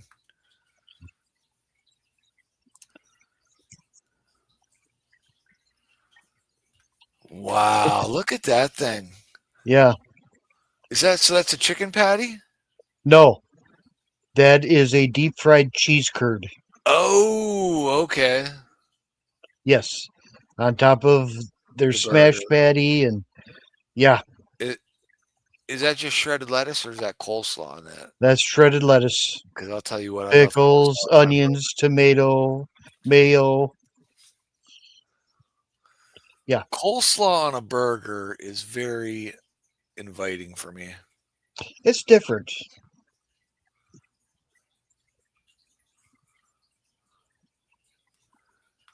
I'm thinking tomato soup cake is not a thing for me. I like my tomato soup. I like my cake. I think I shall keep them separate. The two don't go together. Yeah. Oh gosh, what? Oh, I want to say back December, I got into down a rabbit hole of watching videos of recipes of days gone by that you don't see anymore. Oh, those are cool. I love watching that stuff. It it showed the you remember the carrot and raisin salad that somebody brought to every Yes, potluck. yep. That flashed on as like I remember that stuff. Yep. Wasn't bad, but there was always better stuff there You anyway. know what? I think I can honestly say I never tried it. It's not bad. It wasn't bad. But also in that one, what else? Well, the Waldorf salad. Yeah, with the Waldorf apples and salad. walnuts. Yeah, and my wife will make that on occasion, and I don't. I might have tried it once when I was a kid. Yeah. I am not a The- fan. I do not want to try it again. It, It just apples yeah, and mayonnaise just right. they don't go together in my head. So No. How about the Watergate salad? that I don't remember. Pistachio fluff is also known as. Chris sent me a recipe. But then I'll watch that. and then there was the rumaki. That doesn't ring a bell either. Okay, the chicken livers with the water chestnut wrapped in bacon, cooked in a teriyaki. Oh, jeez, no. I've never Oh, those are good. I ended up making them for Christmas. Gosh, I made about 50 of them. Are chicken livers readily available for you? Yeah. You got a bunch of chickens running around your house with no liver. No, you go down to the store and you buy it in a plastic tub like a cottage cheese. They were sloppy and a mess to make, but oh, they were good. We'll get back to fish here eventually. Beto, you guys got me opening the fridge. Well, you got to tell us what you're going to eat. I mean, I was told at the dinner table to take a slice of cake and a bowl of ice cream to the stream tonight, but I said I would not do that to the people here. Yeah. But where I was going with watching that was the one that I remember and never touched because I couldn't get over it. It was the tomato soup aspic. Oh, yes. And Carolyn, my father-in-law, loves that. And is that no? That's not the same thing as gazpacho, right? No, No, that's different. That's a cold the tomato it, soup. it, it On was the tomato soup. Jello mold. Yes. Okay. And I don't think I've ever had that. Yes. What was that I called had again? I had one bite, and it's like this is just so wrong. What was that called again? Tomato what? Tomato soup aspic. Aspics. Yeah. Yeah. I had an aunt that brought that to every function. Yes. Yep. Yeah, they brought the carrot raisin salad, and they brought that tomato aspic. Yep. And it was always a great aunt. It was a great aunt that did Yep, it. and you either loved it or hated it. Come on, Tiffany. You can tell my chicken. You can tell your chickens.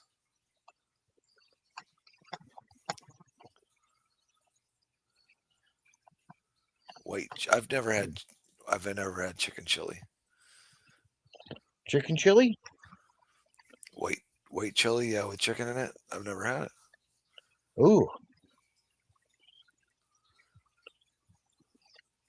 Of course, I when I make chili, it's usually I call it a dead meat chili because there's chicken or turkey and venison and beef and pork and Yeah, well, actually, we had chili yesterday, and there's a bunch left in the fridge.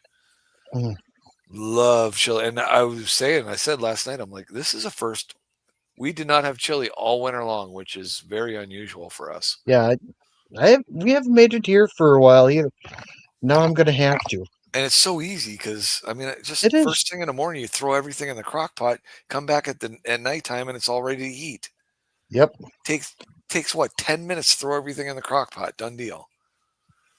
Mm, Well, you got to 20 brown if the you're beef. 20 Yeah. if you're like me. Yeah. Well, I got to brown the beef. So. Actually, I don't even brown the meat. Oh, really? Yeah. It's a lot of grease in your chili. Yeah. Yeah. That's why you're gonna live forever. Night, Ryan. All right, Ryan. Sleep well. Sleep well. Midnight in Ryan land. Midnight here. Yep. I don't mind. I like some heat in my chili, and I like to soften it with a little bit of brown sugar. So you got that sweet and hot. I love that mix. My problem is the wife is very allergic to chilies, Oh, be it bell pepper, be it chili peppers, be it a jalapeno, and she may stop breathing. Habanero may kill her. So well, that yeah, kind of is disappointing. I'll learn to live with it or without it. Or else you're gonna have to learn to live without her. Right. And I'd rather live without, the buffalo wings, and I've never been much for, a little heat is nice, but the way the trend was going, a lot of things were hot just for the sake of being hot. That Yes, I like to that taste my food. hot for the flavor, okay. Yep. Hot just to be hot, you can stick Correct. that in your ear. Yeah, I agree with you. I don't want hot to be hot. I want hot to be enjoyable. I want a flavorful hot. Right.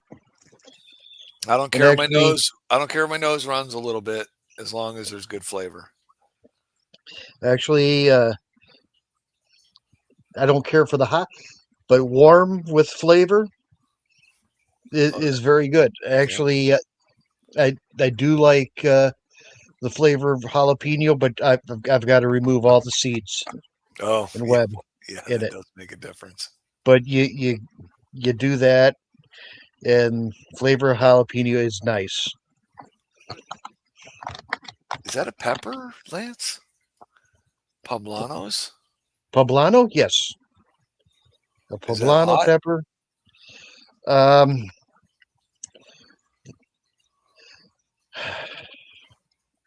they're a good warm pepper, not quite as hot as the jalapeno, but there's definitely a warmth to it I think I from what I told you. remember. I think I told you guys before that we were down. Well, I forgot what we were having at my son's house, and oh man, what was it? I don't know, but I wanted some heat on it. So he said there's hot sauces on the door in the fridge. And I saw a bottle in there and he said, "Oh yeah, that's the one Scott bought for me or something." And I didn't think anything of it. You know, I'm thinking like a Frank's or something, right? And I You're right. splashed that on my food. That was about the hottest thing I've ever put in my mouth. I'm like, Dave's Insanity sauce. holy smokes. Well, it probably wasn't the hottest thing made, but it was the hottest thing I've tried in quite a long time. Yeah. And Michael's like, yeah, he said, "Oh, by the way, that's a really hot sauce." I'm Yeah. like, I got it all over my food now. Yeah. That sounds like Dave's Insanity I sauce. can't taste anything right now. There was urban legend that Dave's Insanity sauce would eat asphalt. Well, I told the son that had bought it for the other son. I was over visiting him a few weeks later, and I said, "Oh, hey, listen, I tried the sauce that you got for your brother," without knowing how hot it was. He just started laughing. He knew exactly what was happening. He just started laughing. Sick. I have sick kids. Yeah. Yeah.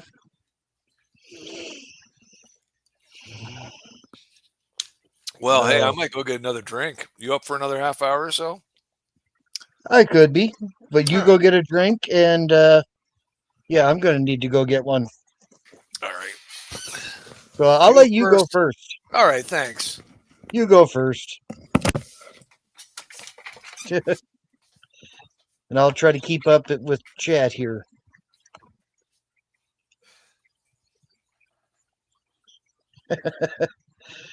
Yeah, Thai hot. Yeah, that not good.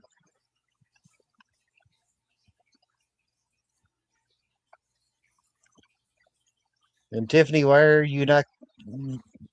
Why isn't the bacon cooking already?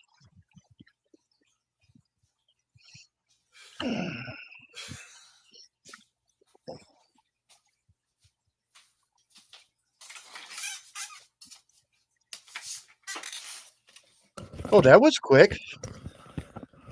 I opened the fridge to get that drink, and that cake was in there screaming my name. Oh no! But I held back for the sake of the stream. I got my butt back here. Yeah, like I said, that was quick. I'm actually gonna have to mix, but Oh yeah, not me. Yeah, go ahead, knock yourself out. yeah. Alrighty. Well, don't knock yourself. You know what I mean. Yeah. All right. Yeah, you could cook some bacon, Tiffany. Nothing wrong with cooking bacon.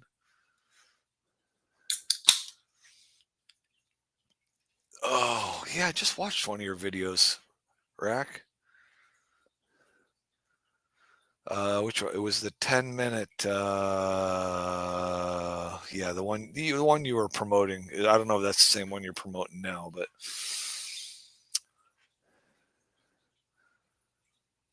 always a good time for bacon. Indian food, spicy is pretty scary. I haven't had a lot of Indian food. Thai food, whew, that can get brutal. I think on a scale of 0 to 10, I've had the 4, and I really don't want the 4 again. So I order my Thai food 3 from this place. And to think that there's actually a 10 just blows my mind.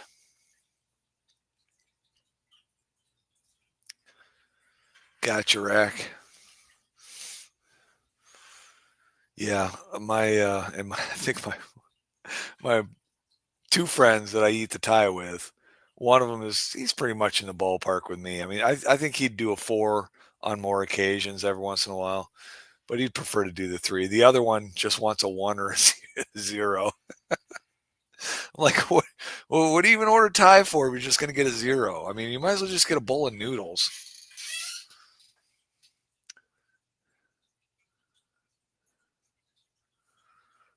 What did I miss?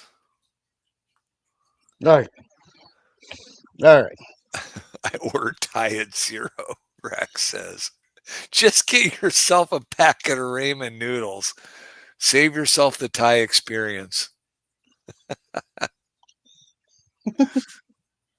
0. What are you people even going to a Thai food place for?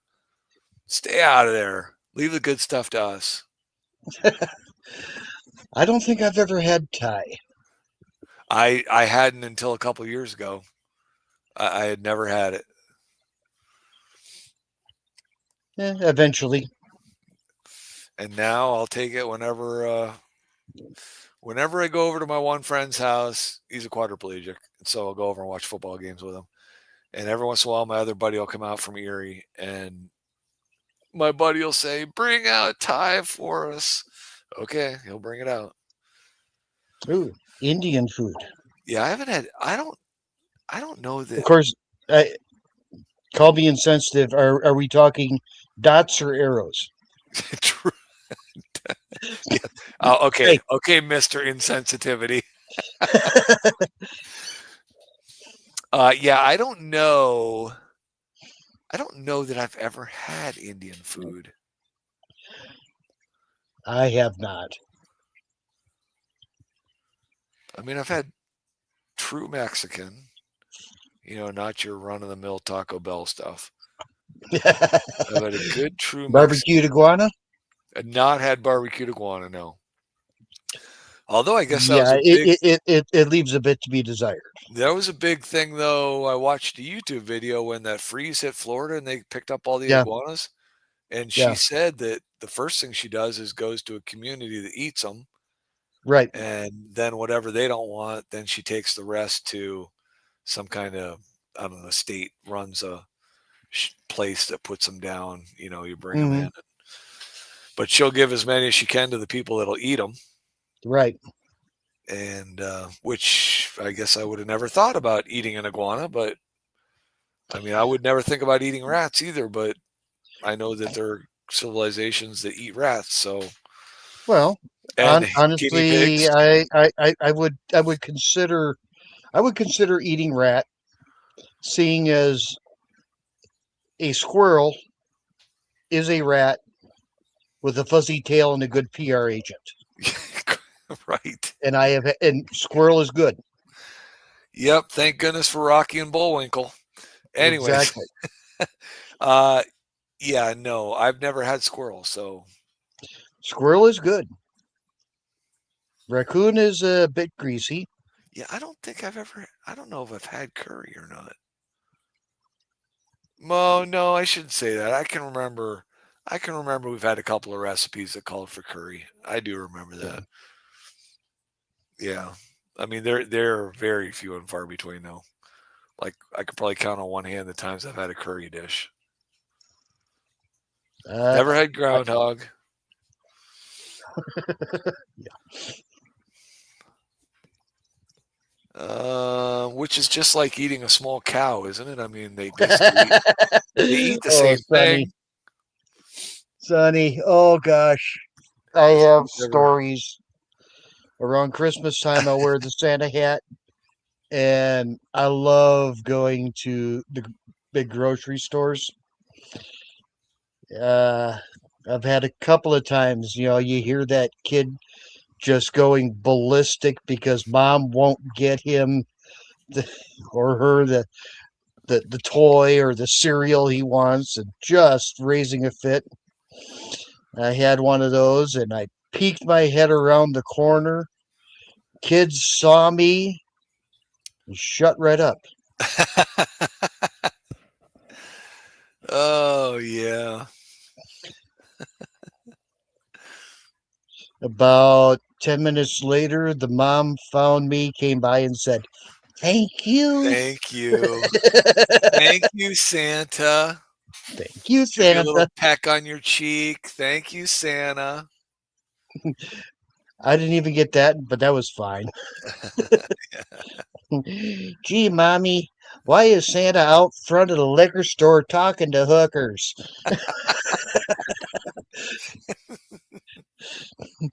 He's Oh, tired of dealing with your butts. uh, But I actually do Santa, have the full. Santa can be on the naughty list too at times. Hey, I've got the full Santa suit, and I have done parties and appearances. It's actually kind of fun.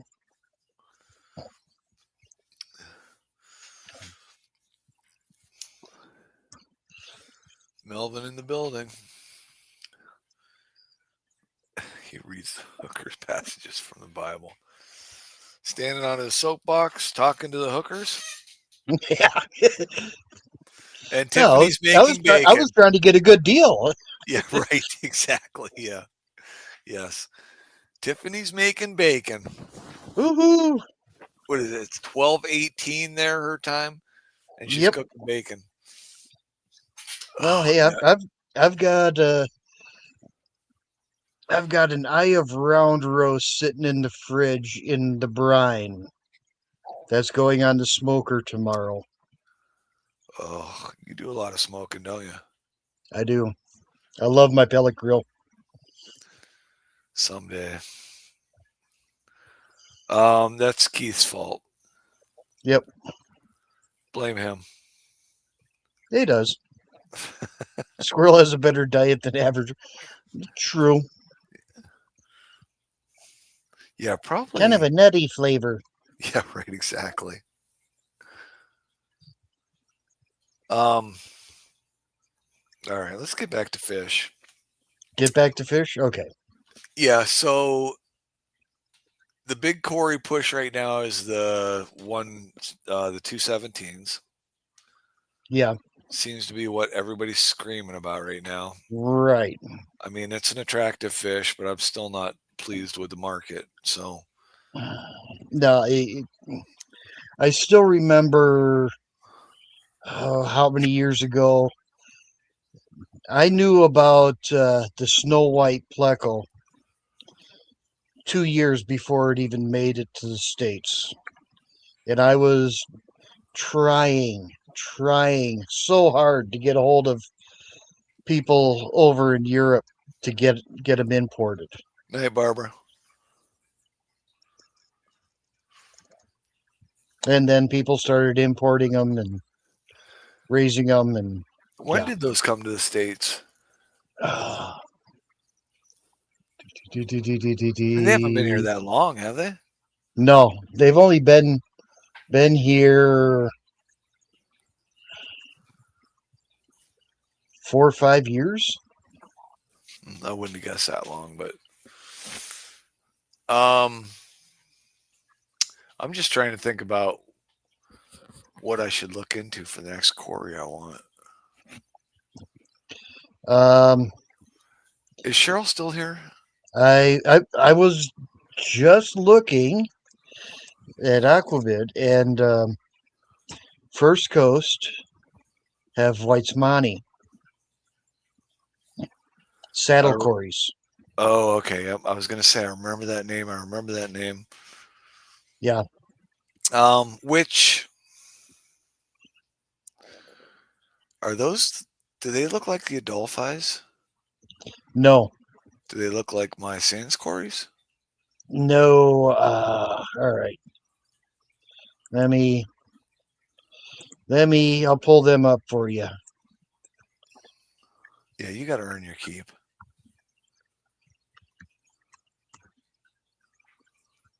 Longfin. Well, I got a couple tanks with some Hydra on them right now.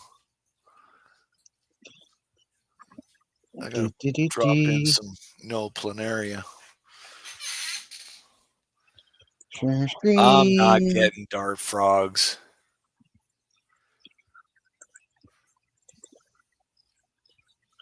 Yeah, every once in a while I whip up a batch of no planaria and drop it in the Hydra tanks because I do feed a lot of baby brine shrimp. Yes. Okay. So These are nice. I've had them. They are difficult to spawn. the 2 saddle quarries. Yeah. Speaking of difficult to spawn, They, those stupid flagtail pandas, yeah, which are in this breeding book that I paid, I don't know how much way money too for. much for. Yeah, right. Yeah, a week before the new edition came out. Anyways, Right. don't get me started on that, right? Um, yeah, those flagtail pandas are in that book, and I think I read this last week or the week before. Yeah. But he said that they just spawned in a community tank with no trigger. And I've got them in a tank, and I've triggered them and triggered them and triggered them, and haven't gotten them to spawn. So I guess technically I haven't triggered them. I've attempted to trigger Course, them. he does have So these guys as well. now I'm thinking about, and wait, what? The Malini. Yeah, those look like my sand scories. Okay. Those are a cheaper one though. Isn't that like a $9 fish? Do you see any prices on? It's On not there? bad. Yeah, it is relative. I think if I remember right, they were 9 to Let's see, 12. wet spot $9.99 to Yep. $12.99. Okay. Yep.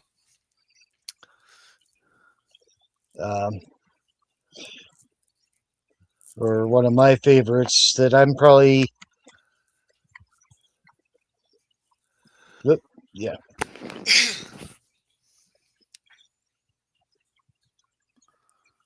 Okay, so I spell it wrong.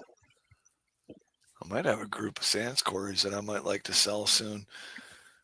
But I don't even know if I don't know if I found those online. I really like these guys. Oh, the bandit. The Mites. Yeah. And they.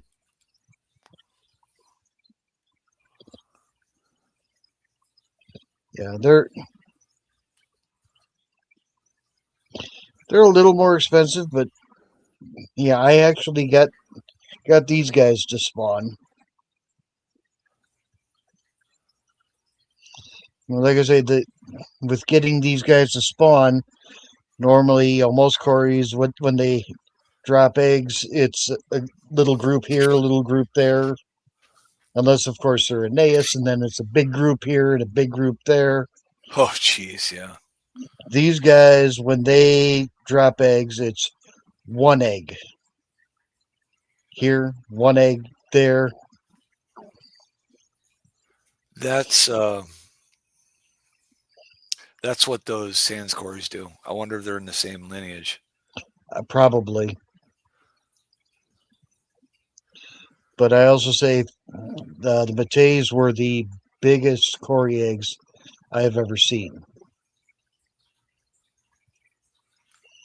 They were good size.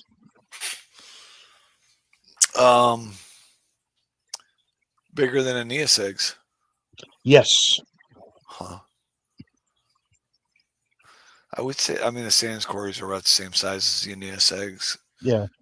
Now these definitely were bigger than Aeneas. So I Oh, yeah. am excited to get another species of Cory. Just have I, to I, figure out I which think one. he also has gold lasers. Oh, I do. My gold laser tank does not have a light on it. Ah, So I never really get to truly see those. But when I shine a light in there to look for eggs. no, not gold. Orange lasers he's got. Oh, I have, Oh. the orange lasers. Yeah. It's only like $80 for a group of 5. Well, that's cheaper than the gold lasers, isn't I it? think. Actually, gold lasers should be a lot cheaper. Look at that again. They don't. I haven't gotten them to spawn heavily for me. So, and is a gold laser, what lineage are they in? Do you know off the top of your head? Same as Aeneas.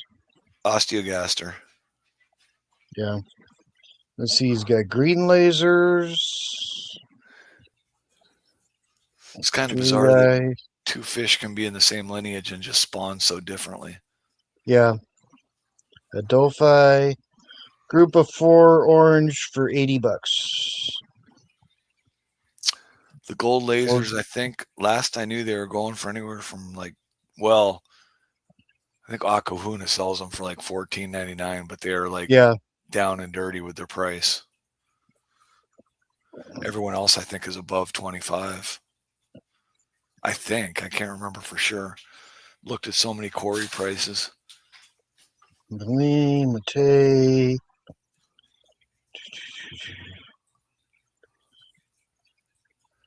Here's the Hestatus. At $15 a piece.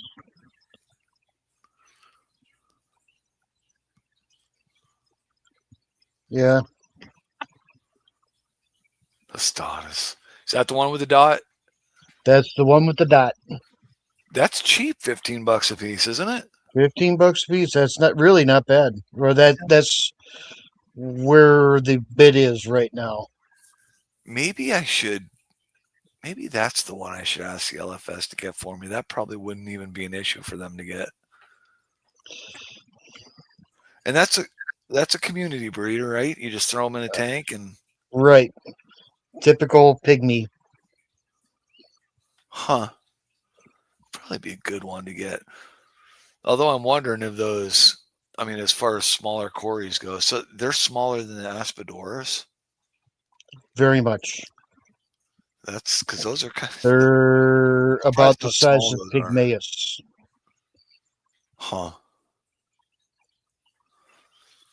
Oh, now you got me all excited to go to the LFS this weekend.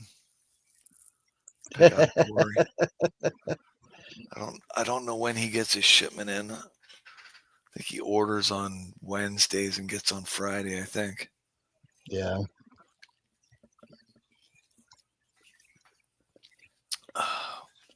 Oh yeah, red lasers. I've seen them a couple of times. Could never afford to touch them. And still, that would still be Osteogaster then, right? Yep. So, shouldn't be an issue breeding those. Who else has got gold? Anyone else got gold lasers out there? Yeah, $10 a piece wholesale. Yeah, that would be about right.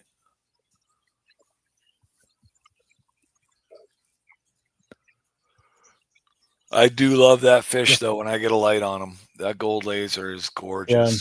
No, it is. I had them Wow. too. What a shine on those things. Did you get them to spawn? No. They spawned twice for me. Once I really thought I triggered them, No. and I did the same thing the second time. And Yeah. although I think it was 2 days after that cold water change when they laid eggs. Maybe even a little longer. Maybe 3 or 4 days. That sounds about right too. Sometimes it just takes a little bit. Yeah, it takes that once or twice cold water change and those excessive days of excessive food. And the Trilineatus has bummed me out. I mean, a cheap fish. Right. I really thought I would get them to spawn. I know that Peplin's gotten eggs off of his. I don't know what the deal is with that. I don't know if they're. I had a group of them for year and a half, and I never got a spawn off of them. And wouldn't you know, I ended up selling them to a friend who saw them. Oh, I like those. Yeah. I'll let you have the group. And a month later, I get a call. Yeah, they spawned. Well, so that's that gold, that Schultzite colony I got. Yeah. Came from a person who said that they never spawned for them. And within 30 days of me getting them into my basement, they spawned for me. Yep. Okay, Sometimes they need that 100% water change. Yeah, right. Triliniatus. No spawning triggers attempted other than Nope. normal weekly 30% water changes. Yep. Yeah, they apparently are a simple quarry. No real triggers needed. All the eggs were Um, deposited in the corners of the tank, all within the top 12 centimeters. Yep. Yeah, whatever. Just another cichlid. That fish has been classified inaccurately. It's a cichlid.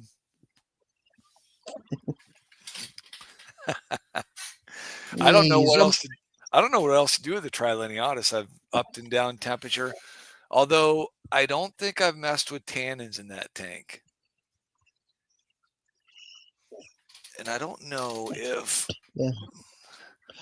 Like I said, that group, I had them for a year and a half, and yeah, she just put them in a community tank, and they started spawning for her. pH 7.4 is where we're at. Temperature 76 degrees. I'm a little cooler than that. My pH is higher. Yeah. I might try and throw some. Might try and get some tannins in that tank. Yeah. That's where that PT works. Yep.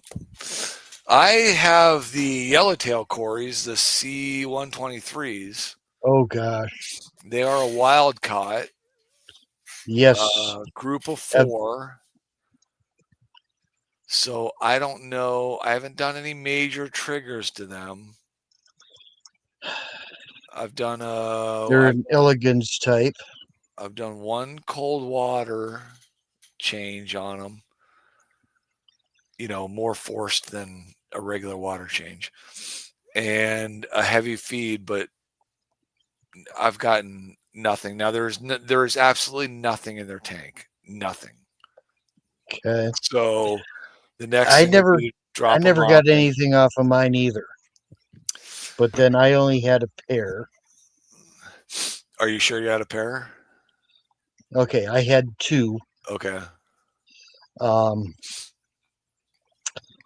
But I'm almost wondering if they may want a little current like the Nappos, because I don't have anything in there. The way I got my 123s, I bought this big lot of wild caught elegance cories. When it showed up, there was about 25, 30 in this group. It consisted of elegans and Nappos, and 2 123s were in there. And it took me 2 months to go through and separate elegans and Nappos and everything. And right. I got the Napoensis to spawn. I never got the elegans to spawn. Yeah, I have not pushed those Nappos again because I wanted to see where this first group of eggs ended up. Right. And I also have to start to be a little bit careful with, I have a ton of fry. Yeah. And so I don't want to get overwhelmed with that. Right. Yeah, when you get up over 100 fry, unless you have a ready outlet for them. This is talking from 250 Palliatus fry. Yeah, right. Which you would think would move like crazy. Oh, you would think. Yeah.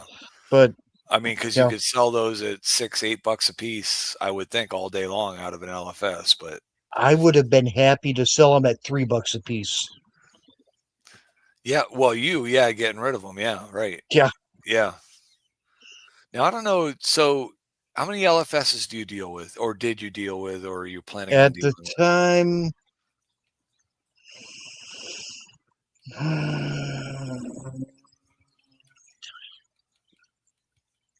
At the time, I had choice of 3 or 4 of them And that I could go to.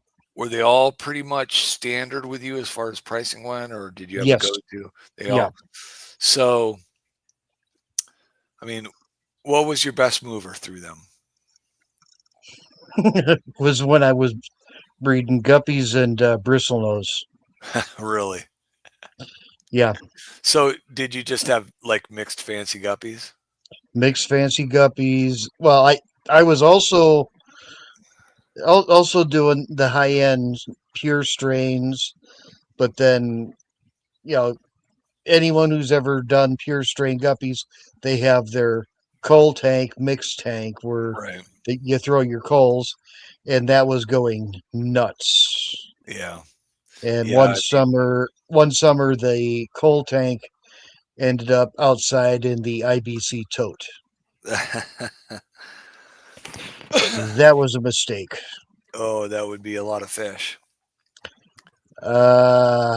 Yeah, we were selling random mixed guppies on Aquabid, by the scoop.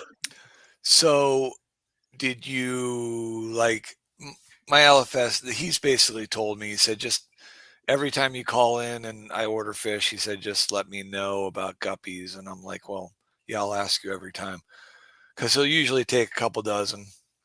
Right. I don't know. I mean, I don't even know what he gave me the last time I took him in, but I mean, for much fancy guppies, I'd just be happy to get $1 a piece for them. If I could move Right. a male and a female, I'd get it $2 for a pair is fine with me. Because I want to say he sold, I think he sells fancy guppies for like $7.99 a pair or something. Yeah. I want to say I was getting $1.50 for the males and like 50 cents for the females. Yeah, yeah. And of course, I had to separate male and female for them because they'd never put them in the same tank. Why not? Yeah. I mean, it's free fish for them. Right. Yeah, because I know that they have my LFS has a separate tank that they'll throw pregnant females in, and they'll let whatever fry. They've got a tank with with just the brown bristlenose, chocolate bristlenose. Yep. I guess they brought a group in, and they've got like 100 fry that hatched out, and they've got them growing out in that tank that they keep, mixed guppies in that. Yeah, but I have a mixed tank. Anything that just came out off color, I'll pull out of my pure strains and throw in that other tank. But the pure strains, I mean, they don't move. I mean, I sell a couple of them through eBay, but the LFS doesn't want any part of them. Right. The last pure strain I did, and I actually had them imported. They were a red lace metalhead. Beautiful delta tail, just a gorgeous, and extremely prolific. Yeah, the LFS. I bought a trio for $50, and the LFS would offer me, $1.50 for the males. Yep. It's like, dude, these cost me $50 to get the original trio in. Yep. And then I got to spend 3 months breeding them and growing them out. Yep. Yep. Exactly. And you got to call them, and you got to keep track of them, and you got to spend time in the tank, and blah blah blah. That's why I just want to get down to pure strains. I do still love the guppies. I mean, I love having the guppies. I want a mutt tank, and I want 2 pure strains. So I'm just done with guppies, honestly. I might be there. I really might be there. But as for right now, I do want to keep a couple of strains. Yeah. Oh, they have their time. They have their place. For me, I no longer have I think I have one store I can, maybe two that I'd be able to sell to now because everybody's kind of folded up. Right.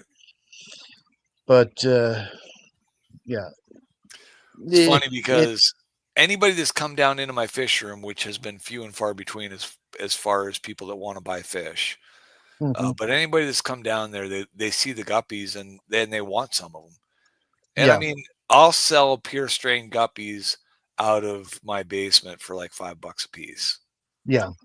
I don't Oh have a yeah, problem with them. I do the same. But Yeah, I mean, if yeah, I can get them out of there and I don't have to, I mean, they can just go in a single bag. I just put them in there, get them out the door. You don't have to ship them. You don't have to take them anywhere. Yeah, you want to take them $5 a piece, but you got to buy a male and a female at least. yep. So, or I'll do like, actually, I think the last guy that was down there, yeah, I think I charged him $15 for a trio. So yeah, $5 a piece. I mean, and I'd just soon rather get rid of 2 females and 1 male. So Yeah, and actually, I still remember thank you, I Tiff. had I had a problem with my my breakers. My main breaker died. It I tripped the main breaker to the house before anything else tripped. So I had an electrician come in, doing side work, and we got talking. And yeah, I think for him to, I bought the breaker, he put it in, and to pay him, I think I handed him like 12 guppies. And Nice, he was good with that. nice. Yeah.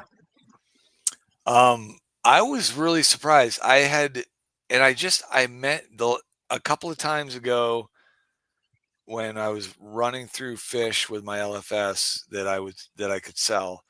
I said, "Do you guys want any endlers?" And he said, "Oh yeah, we could take some endlers." And I'm like, I was ready to just clear out that endler tank and be done with them. Mm-hmm. And he said, "Yeah, endlers sell really good here." So I didn't clear out my endler tank. I held some back, thinking that, well, if I can sell a bunch of them every 2 or 3 months, I'm going to do that. So, yeah, I'll keep because they're only in a 5-gallon tank, Right. and there's 100 of them in there, so I can scoop out 24 or 36 of them and Yeah. not bat an eye for the next 3 months, and then Right. everything's back there the next time. So Yeah. yeah, and when I took him in, which I don't know how the Endler community is, but to me, there's not enough male there for what I want in a fish. Right. They are so stinking small. They are. If I had a desk job and had a 2.5-gallon tank on my desk, that might be one of the fish I would have. But I don't. So that fish is not it's not a draw for me. No. But I don't know what he gave me for him last time he took them. But when I took him in there, he looked at those and said, "Those are amazing." Mm-hmm. And he What? loved them. I don't know if he sold them or not. I'm trying to remember the Endler's Japan Blue, I want to say, that we had that just kept going and going. And yeah, Japan Blue Endlers. I want to. Well, so that was another thing that came up. So these are I got these. They're called Russian Endlers. Now I Mm-hmm. know that there's Russian stack Endlers. So are Russian Endlers the same as Russian stack Endlers? Because I looked I up the think stack we, we Endlers. we talked about this, and I do believe, yeah, I couldn't tell. I couldn't tell a difference of anything different. Yeah, the only thing I could find on the stack Endlers were that they were denoted by multiple black spots. Mm-hmm. and that's what these fish have. So I don't know that. I mean, I don't want to market a fish as a Russian stack endler if there's a Yeah. Russian endler out there that. Right. So I don't know. I just don't know. It's frustrating because there you go with the common names again. I mean, and the endlers Exactly. they only have one scientific name, just like the guppies. Mm-hmm. So you can't discern them that way. But Yeah. so And that's frustrating. But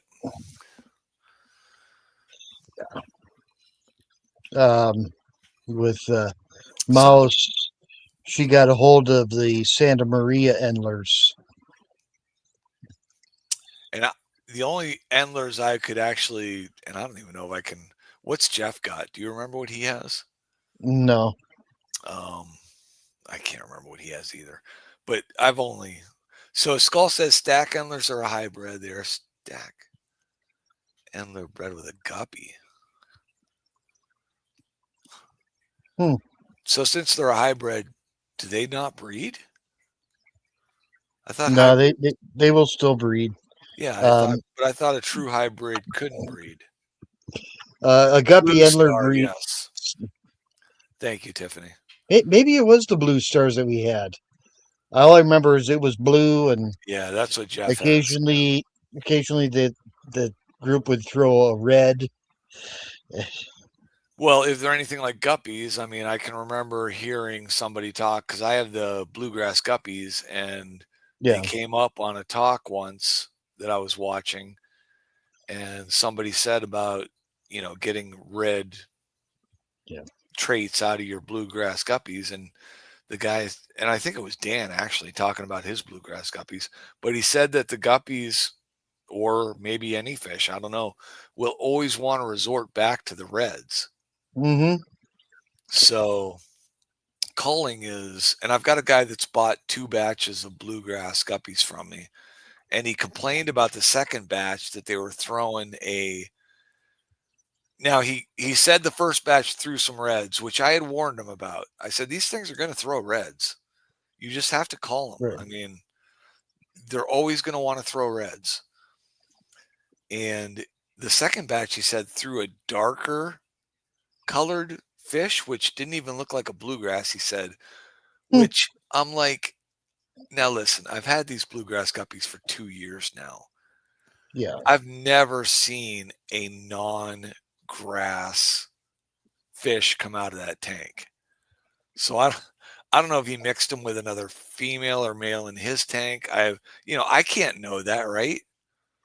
Right. But for him to tell me that my fish started throwing something that I haven't seen in 2 years, I'm like, lost Yeah. a little bit of respect for him at that point. Because up until that point, I was happy with him because he liked my bluegrass line, and he was actually cultivating what he called his, and I think it's been out there more than one, red grass guppies, which is just the bluegrass, which has resorted back to its red. But I still remember my red laces. The first ones they would throw that were culls were yellow. Oh wow, And they were nice. that would be nice. Still, when you're looking for the red lace, they were pulled. Right. And then all of a sudden they started throwing blue lace. So, okay, here's another tank with yeah, right. Starting up another trying to Pure cement make the the blue pure, lace. yeah. Yep. It was about that time. It's like, okay, I've had enough of this. Tiffany, And I then I have somebody. sold the whole group to somebody, and they started playing with them, and they actually got the blue lace going. Guppies pure strains can be a major hassle in a lot of tanks. Minimum 3, if not 5, per strain. Yeah, because my Nebula Steel tank, which I do really like that. I mean, it's almost like a metal lace. I mean, but that Nebula Steel, there are like 2 variations of that I would love to just. But then I look at them like, just leave them all together. It's Yeah. going to be so much work to try and isolate those variations. I just don't have time for that. I don't have the patience for it. I don't have the tanks for it. And those guppies aren't going to make me money. They're not going to make me the money that the Corys are. They're not going to make the money that you're going to invest into them to. Correct. Right. Tiffany, I have somebody that is going to take my entire flamingo colony. She wants a tank with a single strain of guppies in it. And I said, if you like these, you can have this entire colony, which frees up one more tank for me. It actually doesn't, because, and I've been thinking about this, so this brings up another topic. Those flamingo guppy, that colony, which is probably, I don't know, 50 or 60 strong, is in a 10-gallon tank with my albino Cory breeding stock. Yeah. So obviously ditherfish can play a role with some Corys in spawning. Yes. Because those most Corys, they want some sort of dither. I'm thinking that I want to do that in a couple of those tanks that I just haven't been able to get moving the way I want to. I wonder if that's what the Triliniatus need. Possibly. Yep, that's what I'm thinking. Because and actually when I stop and think, when I had the Trilins, they were in their own 10-gallon. It would be interesting to know if Peplin has ditherfish in that tank. Yeah. Because I know they've spawned Trilionatus. Yeah. But because the whole idea of the ditherfish is, the Corys will look up and, if there's nothing swimming around above them, that means predator in the area, beware. Right. Yeah. So that's what I'm thinking about those flagtails too. I mean, with the triggers I've given them, I wonder if they just need some ditherfish to feel comfortable. Yeah, they probably need something above them for a while to right. To say, okay, it's safe. That's the one trigger I have not used, and it basically is only by accident in that Cory tank, just because I think what happened was I started using that tank. It always had those guppies in it, and I threw some albinos in there as a grow out, and they grew up, and I let them be a spawning colony, a breeding colony for me. Yeah. And they've always been together. But as far as any of my other Corys go, I want to say that is the only Cory I have that has a ditherfish in it. And that albino Aeneas will spawn without a trigger. Yep. And, it just lays eggs. Well, you know how the Aeneas are. When they lay, they just, They will paint a side of the tank. Yes, they will. Yep. And sometimes more than one side. Right. Multiple sides. Which Jeff has found out with my sterile fish I sent him. Mm-hmm.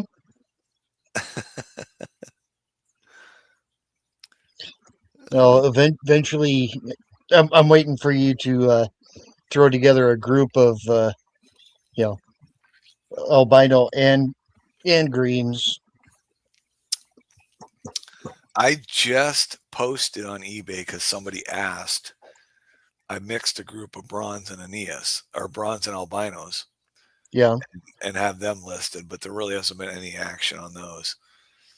What are you saying? You want me to put a breeding colony together of albinos and greens? Yeah. You mean when you say greens, are you talking the Brooke-Eye Splendens? No. Oh, the bronze. No, the bronze. Yeah, okay. Bronze, green, whatever they want to call them, but yeah. Yeah. Okay. Yeah, and the wild color and the albino. Yeah, I would like to try that sometime to see the results of that. The first batch of them will be primarily bronze. So You won't because be able, because you I have won't be able to tell the difference. okay, wait, what? The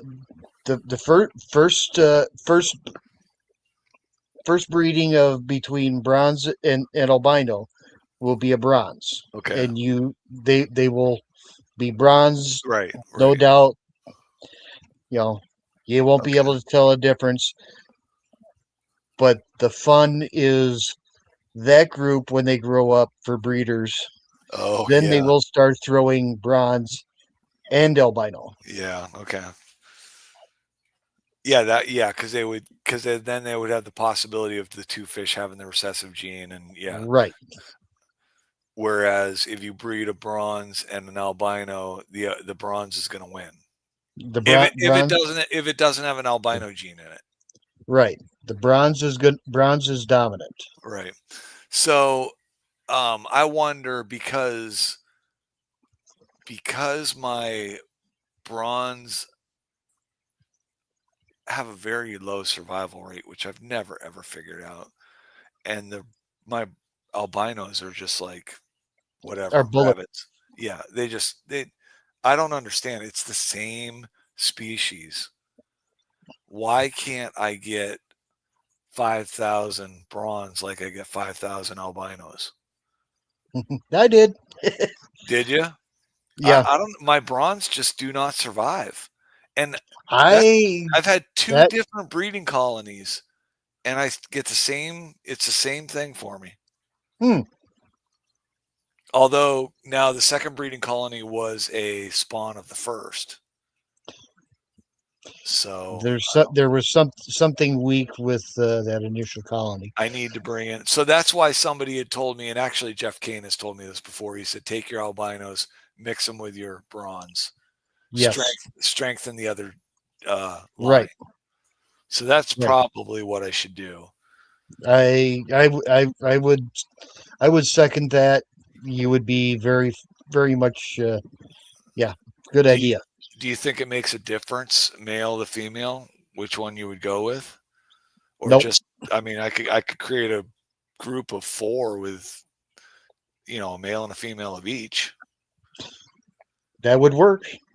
and then see where that goes. Well, that's one more Yep. tank. Thanks. That's great. One more tank I got to put together. Or you could take that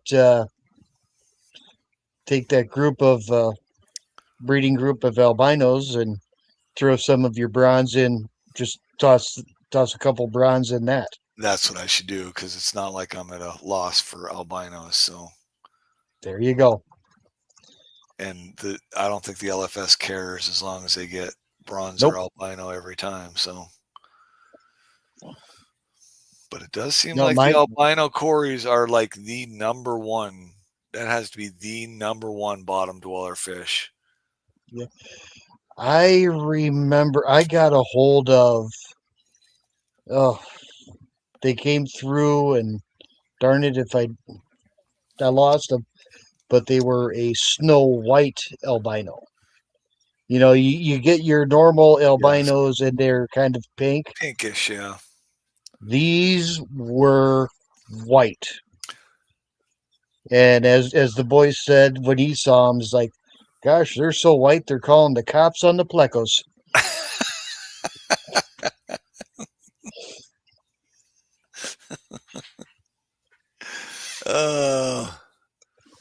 My albino and bronze. Are you breeding those, Tiffany? Are they spawning for you?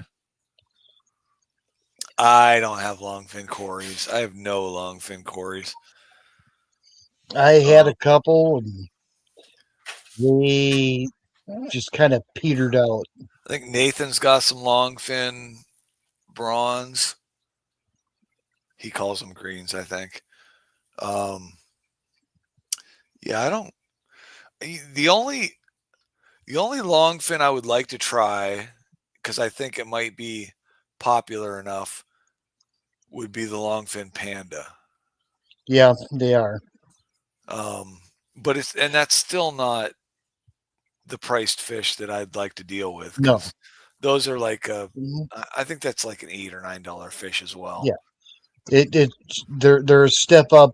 Well, the Panda is a half step up from your standard Aeneas and Right. Haliades, Yep. which are I call the bottom rung. Right. But yeah, then you step up to the pandas. And the longfin pandas are a step up from that. I think then probably, and then those would all be in with that, like that Malini. Yeah, I want to say the Mallinis are actually a step up from that in my book. Oh, I would, as far as you think, as far as selling price. As far as selling price, I think Yeah, you could probably. the Millennium Mate should be better than than your pandas. Yeah, you're right. They You should know, be. They should be. Stirby are up there, and they're going to be about the same level as a Stirby. I would like to think that the Stirby was a step above those, but I guess I only say that because I have a difficulty breeding Stirby. I do not get Right. a large return on my Stirby. So No, I would really like to get a little bit more money. it is difficult to get a good return on Stirby. I mean, I've heard of people getting egg drops of 50 to 100 eggs, and I've never had an egg drop of 50 to 100 on a Stirby. If I hit 30, that would be massive for me. An extremely well planted tank. If you're not going to pull eggs, then right with rock piles all over. Yeah. Yep. Right. If you're not going to pull eggs, right. Correct. So the last group of Broke-eye Splendens I pulled lost the entire batch. Oh.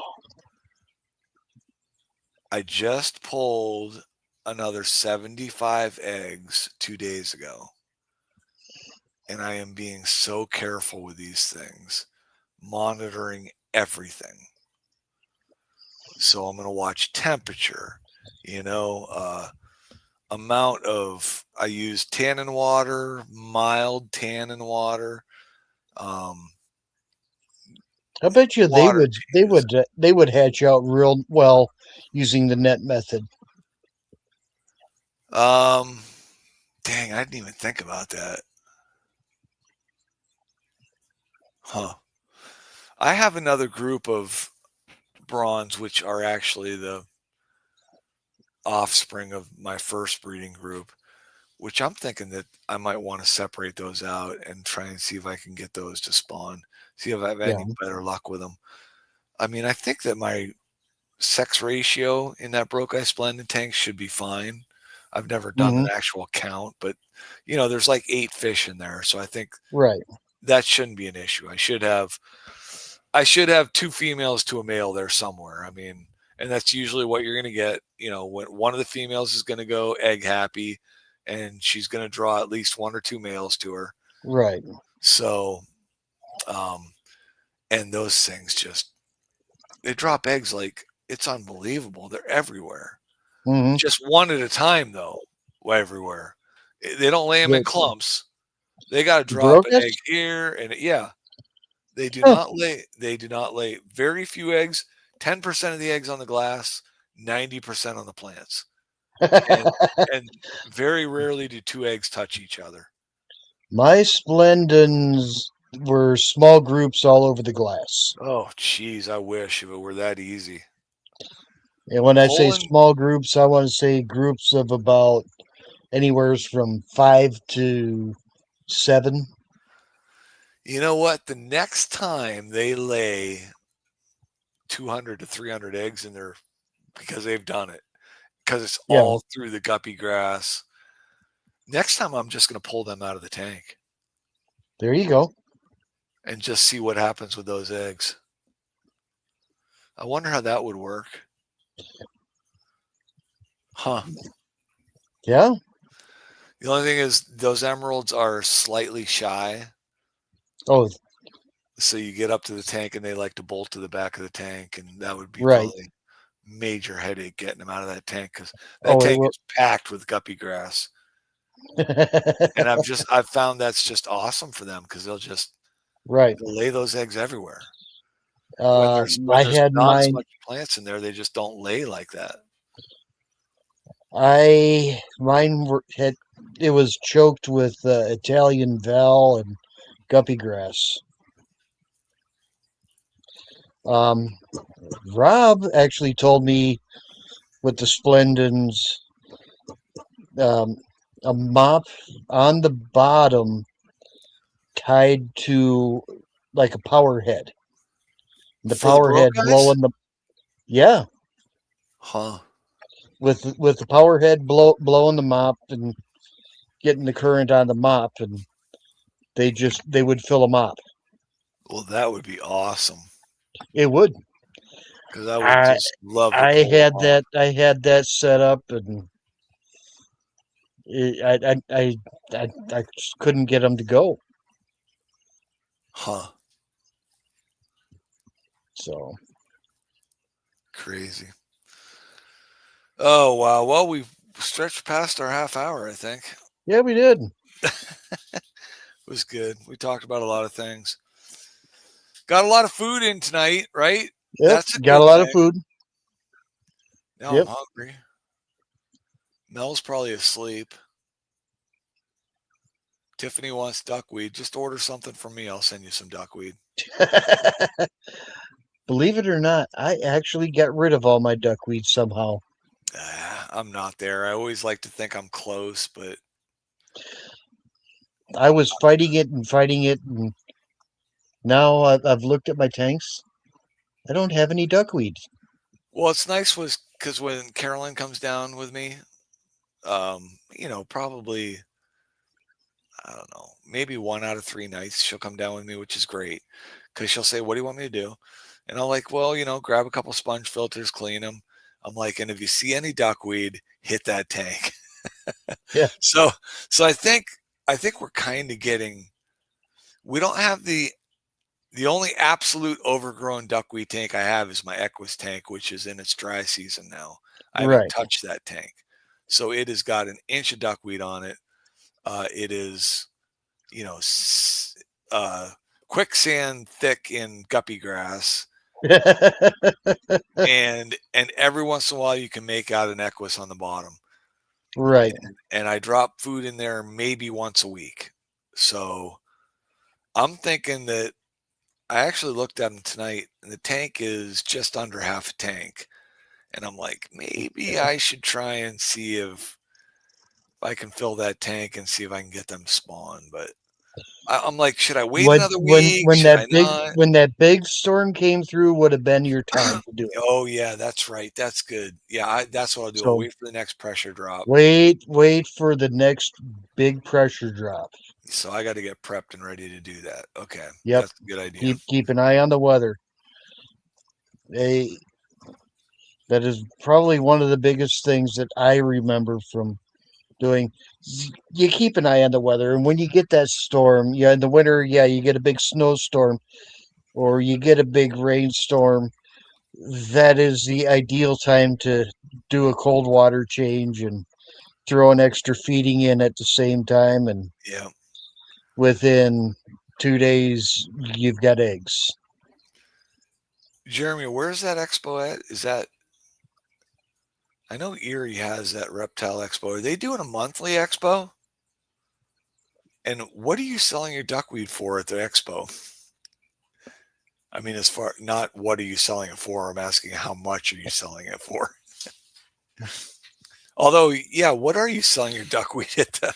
Who buys the duckweed at a herbivore reptiles love it. They'll eat it. Okay. Yeah. Your various geckos and iguanas that are all herbivores, they go nuts for it. Yeah, I love when Carolyn says, "When was the last time you cleaned this sponge filter?" and I just tell her the truth. I don't know. Could have been 2 weeks ago. Could have been 2 months ago. I don't know. Just don't get caught cleaning them the way I learned to clean them. Which was how? put them in the washing machine. Oh, really? Yes. With soap? No. Oh, just run them through the washing machine. Run them through the Wait, are you talking dishwasher or washing machine? clothes washing machine. Really? Yeah. Take all just the sponges themselves, toss them in the washing machine, run a load, no soap, Do you have a spin table dry. there, Jeremy? Because I don't know. Did he answer? Is that I thought they were doing like a monthly expo in Erie, Reptile Expo. Spin dry. So what's wrong with doing that? Nothing. No, nothing. I thought you said. It's actually recommended to go find and buy an old beat up used washer. Hook up only the cold water and run a cold cycle, never throw soap through it, and only use it for your sponge filters. And I know they make apartment size countertop, little small ones. Right. Ideal. That's what Skull's saying. Yeah, mini washing machine. Mini washing machine. I'll tell you what, because I don't know. So I've bought sponge filters from 4 different types. There's the Amazon line. I can't remember. Aquaneat or no, is that what it is? Aquatop? I can't remember, but there's that Amazon line I bought. I bought them from Gemco, and I bought the coarse and the fine from Aquarium Co-op. Yeah. One of those 4, one of the 3 finer ones, not the coarse one. I don't really care for that one at all. But one of those 3 finer sponge filters, I don't like at all, but I don't know which one it is. One of them just doesn't rinse well. It slimes up a lot more than the other ones. I don't know. There's something about it that just drives me nuts. And I don't know if it's the type of foam they use or the size of the perforation or however they classify that foam. I don't know how they do that, but yeah, I don't know. Yes, Beto, you do run it, run an empty no soap load first. Oh yeah, which is why it would be nice to have a dedicated one. Right. Well, you want to preferably have a dedicated one for 2 reasons. One, lack of soap. The second, you really don't want to be putting your nice white dress shirts I wouldn't in after you run a load of filters. Yeah, right. Yes, you're right about that. Yeah. It's the same with brewing the peat moss tea through a drip coffee maker. Oh yeah. You do not want to use that coffee maker for coffee ever again. Ask me how I know. It's not Aquatop is not the line I buy.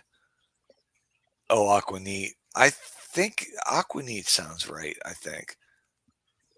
I mean, there's a couple of different things Aquaneat I get. Yeah. One of them might be sponge filters. Sounds right. Yeah, I think that sounds right. Anyways. Yeah, so okay, Jeremy, the Reptile Expo once a month. I know they were promoting some of us going there from our fish group, but I don't know what would be acceptable to sell. Obviously, Jeremy's selling some plants there. Oh, yeah, Chris says that too. Maybe it is those Gemco filters. Maybe that's the one that are getting all gunky for me. I don't know why that would be. Yeah, everyone should eat. Well, no kidding. I mean, but not now, right? Kids aren't allowed to chew on windowsills. Yeah. We were just talking about that at dinner tonight, right? I mean, we grew up riding our bikes without helmets, Yeah. riding Now, in the bed. now you have a helmet on the bus, so you can't lick the windows. Yeah, right. We were chewing on windowsills. Yeah. We were riding in the back of pickup trucks. I mean, how much Yep. fun is that? Drinking from the hose. Drinking from the hose. Oh man. Oh, Jeremy, are the fish moving well at the Reptile Expo? I mean, do people go to the Reptile Expo looking for fish?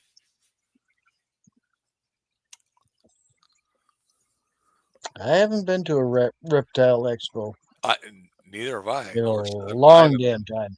I haven't been to anything except for our club auction. I really need to branch out my horizons. We got to get you to one of our swaps over here.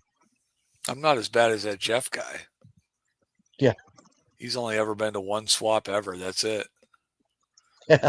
Never been to an auction. Oh, jeez. We'll get him to something. I'm going to get him to something. Yeah, we got plans to get Jeff to a SCCA swap.